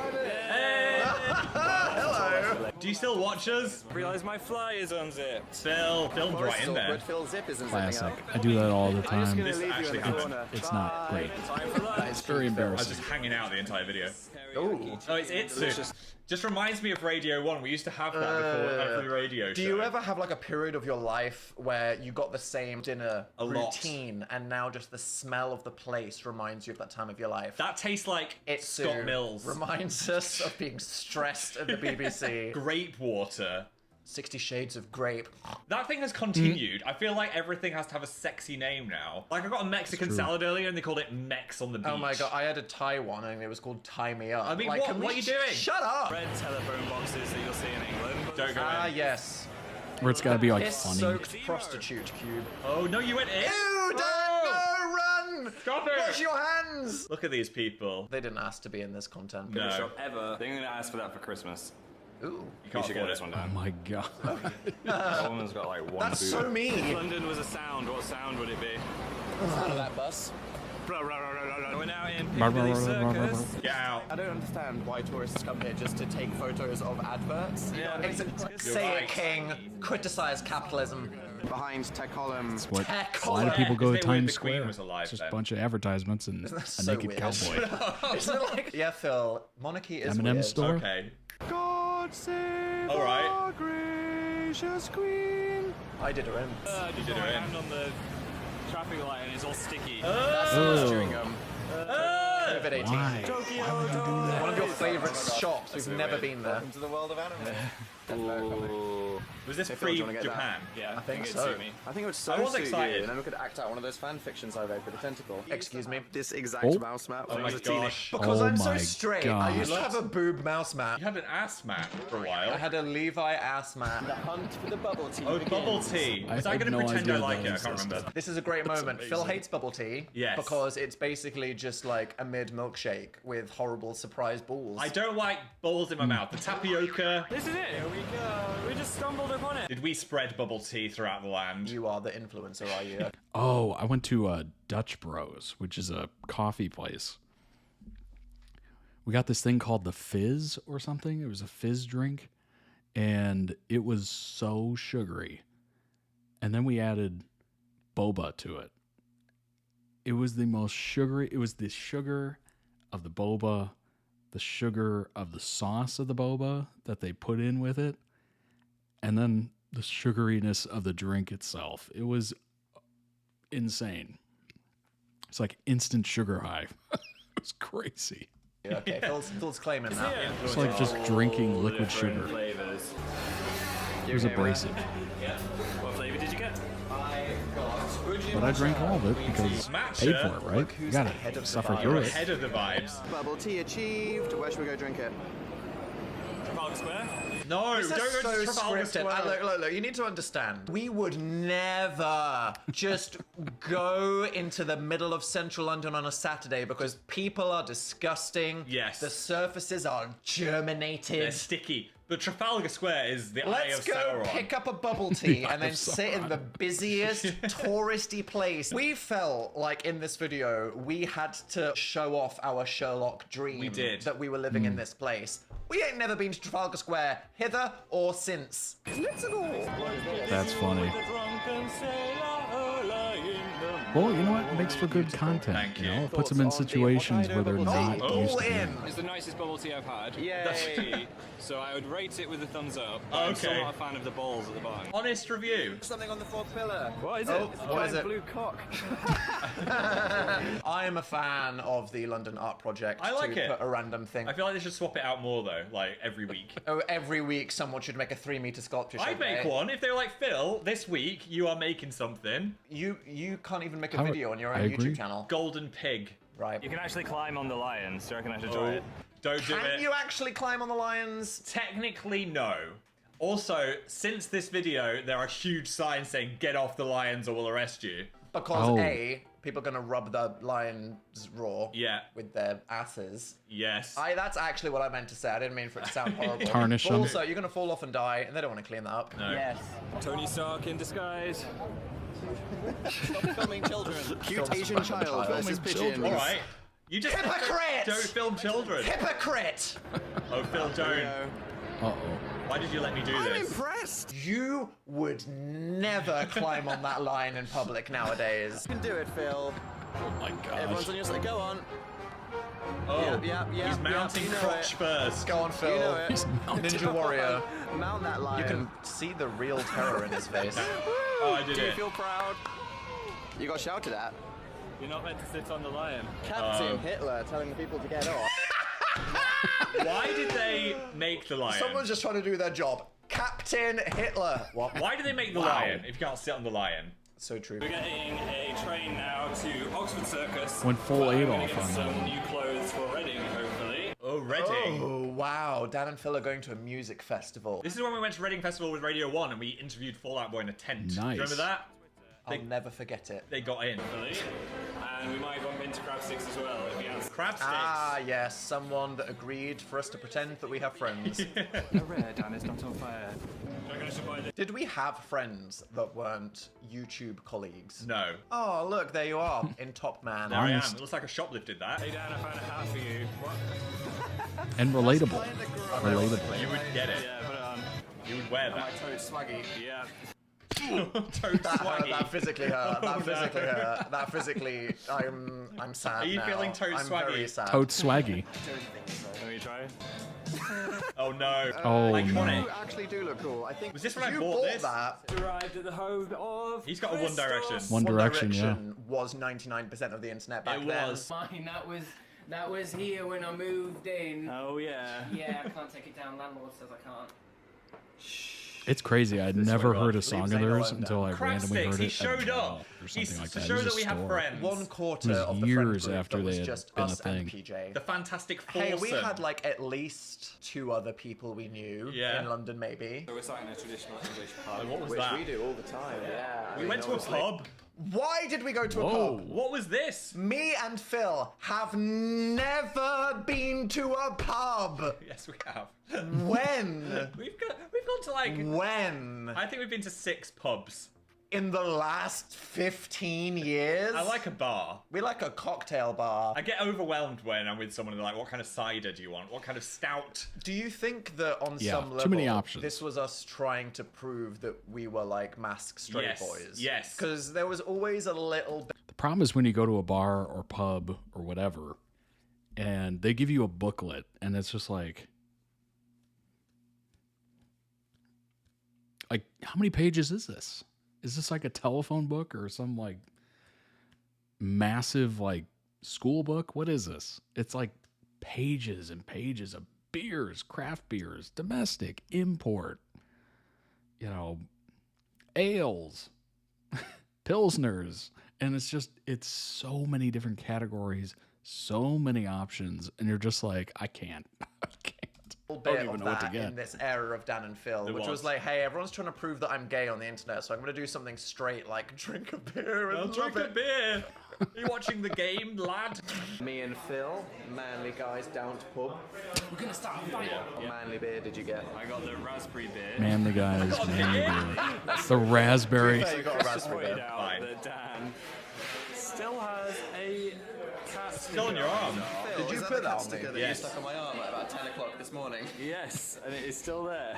That's How dare hilarious. you? It was really nice to see you again. Did we play We were like, can we have a friend? You need to say pretend to bye. go to a pub with us, and then we're just going to say bye. Yeah. Okay, thank you. Yeah, Dan and Thanks. Phil, they're cool, they got friends. We got friends. Tick. We are home in the hallway of darkness. Don't light a match. So we got the photos from Play This Live. Do you want to look through? Oh. Why? No, I don't. Let's do I was it. feeling cinematic. Just put them in a drawer like this. Oh my god. Put them in a drawer and no. never look at them. Who are we with? Haunting Right. YouTube archaeology. Oh Grace my and Hannah gosh. Hart. This was Tyler Oakley's Tyler birthday. Oakley. Yes. There's Tyler Oakley, Jack Finn. I don't know who the rest of and these people are. 2 males. I remember we went to Grace and Hannah's room. If this was this playlist live? For some heterosexual fun. Yeah, I that think makes no sense. Guy making a Minnie Mouse rice thing in Benihana. Like Benihana, yep. Grace in the corner of that. Oh, babies! That's so YouTubey. Gosh. Great face. Me and Tyler Oakley. Oh. Is that Zoella?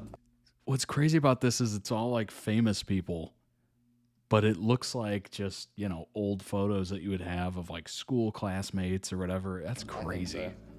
That's also Zoe. This is such a nostalgic set of pictures. Oh, Jacqueline! Anthony Padilla. Ah, iconic. Who are these children? Look, me and Mitchell Davis are also looking quite serious. Yes, intense. Time capsule. Oh, and cats. That is a cute photo. Sweet. Who we have? Judge Dan and Phil based on what's in their fridge. Okay. Okay, here we go. Bacon, butter Grapes, and good. margarine, Bacon, bolognese yep. sauce. Some sauces there. Look, we did cook things. Not bad. Sometimes. We don't cook things from scratch, but you can pour A a jar. jar into a It could be pan. worse. That's what It people could be way count as worse. cooking, Dan. Is the bar low these Growing days? the tomato. I've produced bay leaves from my tits. I don't know, right? I'm thinking Mexican. Dewey has Mexican. Dewey has. Shut the fuck up, Dan. Dewey has. Fajita time. We have sombreros. Are we gonna wear This is sombreros? happening. Okay, we only I'm have sorry, one Mexico. sombrero. Die! I have a lot of pent-up anger about peppers. A pepper killed my family when I was a child. That's so random. Why am I so round? Back up.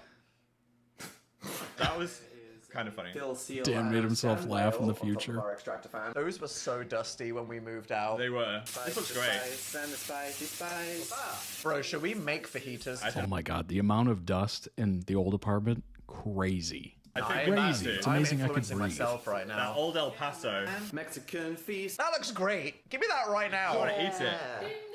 Phil, have you totally legally acquired the next episode of Breaking Bad? Yes. Oh. Naughty boys. Legally. Back then it was impossible to watch anything though. It was. I understand everything she's saying to you. I understand everything. Oh, is that how long it's been since Attack on Titan was on? That show took a long time to finish. Great ending though. And we loved it. Yes. We're discussing what our favourite word arts used Oh to my be. gosh. Oh, let's see if we match what we are Ooh. then. If that makes sense. Okay, favorite word art. Oh, that's tough. It's tough. I really enjoy that orange one right there. Orange one's good. On the bottom. Ooh. Definitely used the blue one above it, kind of the wavy text. I can't remember what I used that for. I think it was some sort of presentation or something. But definitely I like that the orange. classic- Were then. Are now. Who are you? Were then. Where am The I? orange on the English bottom. language It's classic. A linguist. degree. Wobbly watery one. Which is basically the terrible influence one. Rainbow one's pretty classic, but would 2013 Dan ever align himself with something gay adjacent? Place your Mine bets. was that one. Oh. Green mode.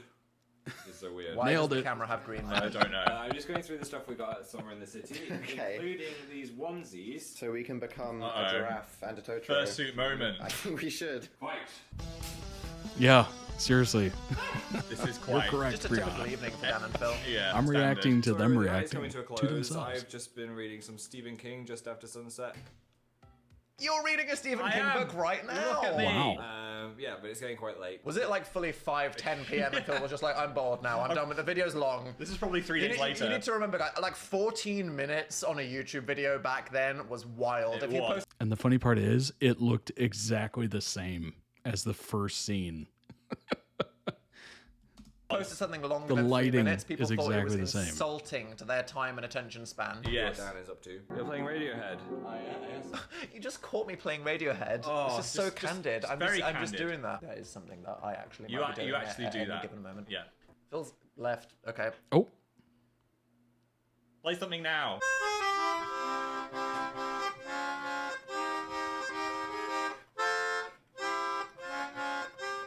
Yes.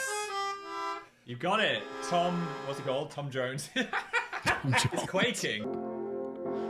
I incredibly, definitely wanted to just show off and was like, Phil, record me until I do it right. I think that's good. You shouldn't be ashamed to show off. So that's it. Hope you enjoyed coming on this day in That's our so lives. I'm now Wild. going to proceed to stay up until 4 a.m. on the internet. As usual. Love that you put your coat on to say goodnight. Thumbs up if What? you enjoyed it, and that will Yeah. inspire us to make more. And I'm gonna go sleep now. Sounds like a good idea. Good night, world. Good night, internet. Hope you enjoyed.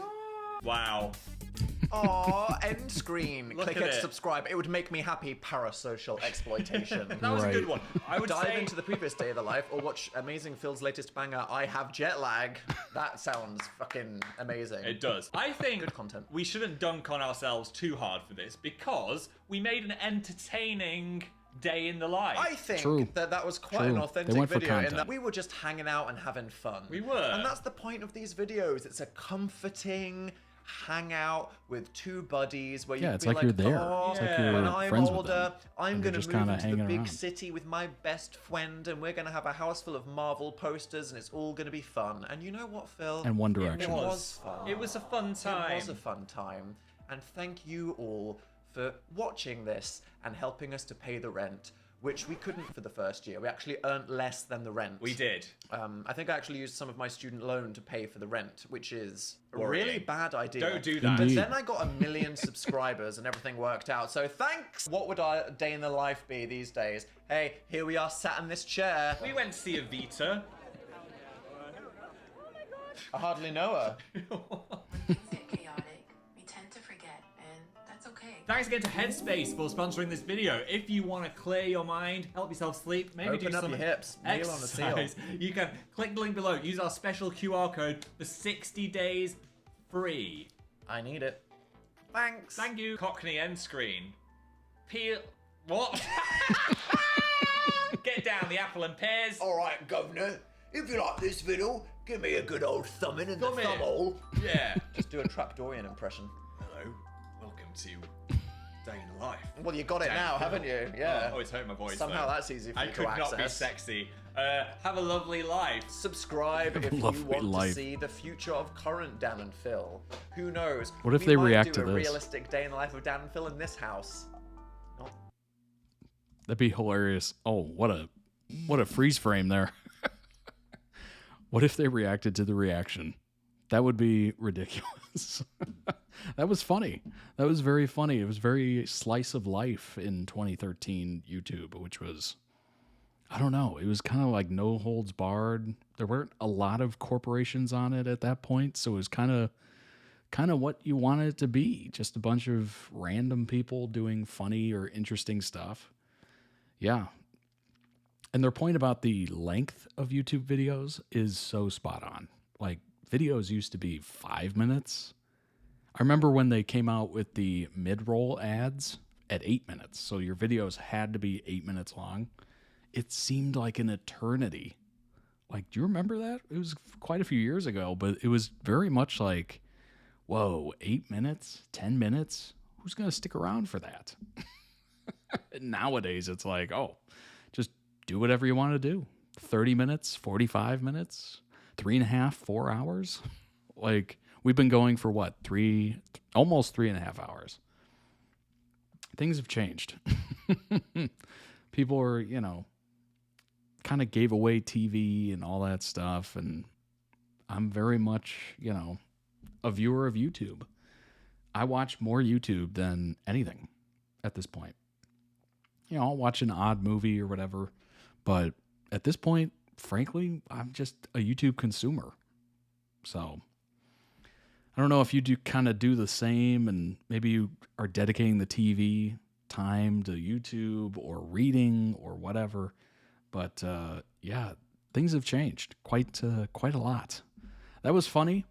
That was extremely funny. Obviously, they were doing a bunch of stuff in London that they don't normally do, as they said. Which, I mean, yeah. If most people were filming their day in the life, it would be extremely boring. Extremely boring. You got to do some interesting stuff every once in a while to kind of shake things up, obviously. And for them, I mean, this was kind of a way to get out, show off London to people that haven't seen it, yours included, and just kind of live a life of a tourist. I think that's kind of smart every so often to live the life of kind of a tourist in your area. So you can try different things. Maybe you haven't tried it before. Maybe it's something your town or city is known for. I think it's a smart idea. It gives you kind of a fresh perspective on where you live, erases some of the monotony of the day-to-day, especially if you're, full-time working or if you're a student. That can get very repetitive. So just kind of breaking it up with trying something new, or trying a new restaurant, or going to a library you haven't been to, or doing something outdoors that you haven't done, like, kayak or hike or whatever. Like, there's a lot of stuff to do out there, and I know life gets extremely monotonous. But there is things to do out there, and I hope you find something fun to do this week, whatever it may be. Maybe it's a boba tea. Maybe it's a boba tea. Maybe it's climbing a lion statue that you're definitely not supposed to climb and tarnishing it and being yelled at by Captain World War II baddie, as Dan said. Thanks so much for watching. I appreciate it. Follow, subscribe, all that good stuff. Check out the merch. If you want to request the videos and literally guide the stream, you can do so. ToddReacts.com. And yeah, join the Discord. I will see you in there. I hope you have a tremendous week. Whether you're back to school, whether you're working, I hope it goes well for you. I will see you back here on Friday. Take care of yourselves. Stay safe out there. Bye-bye.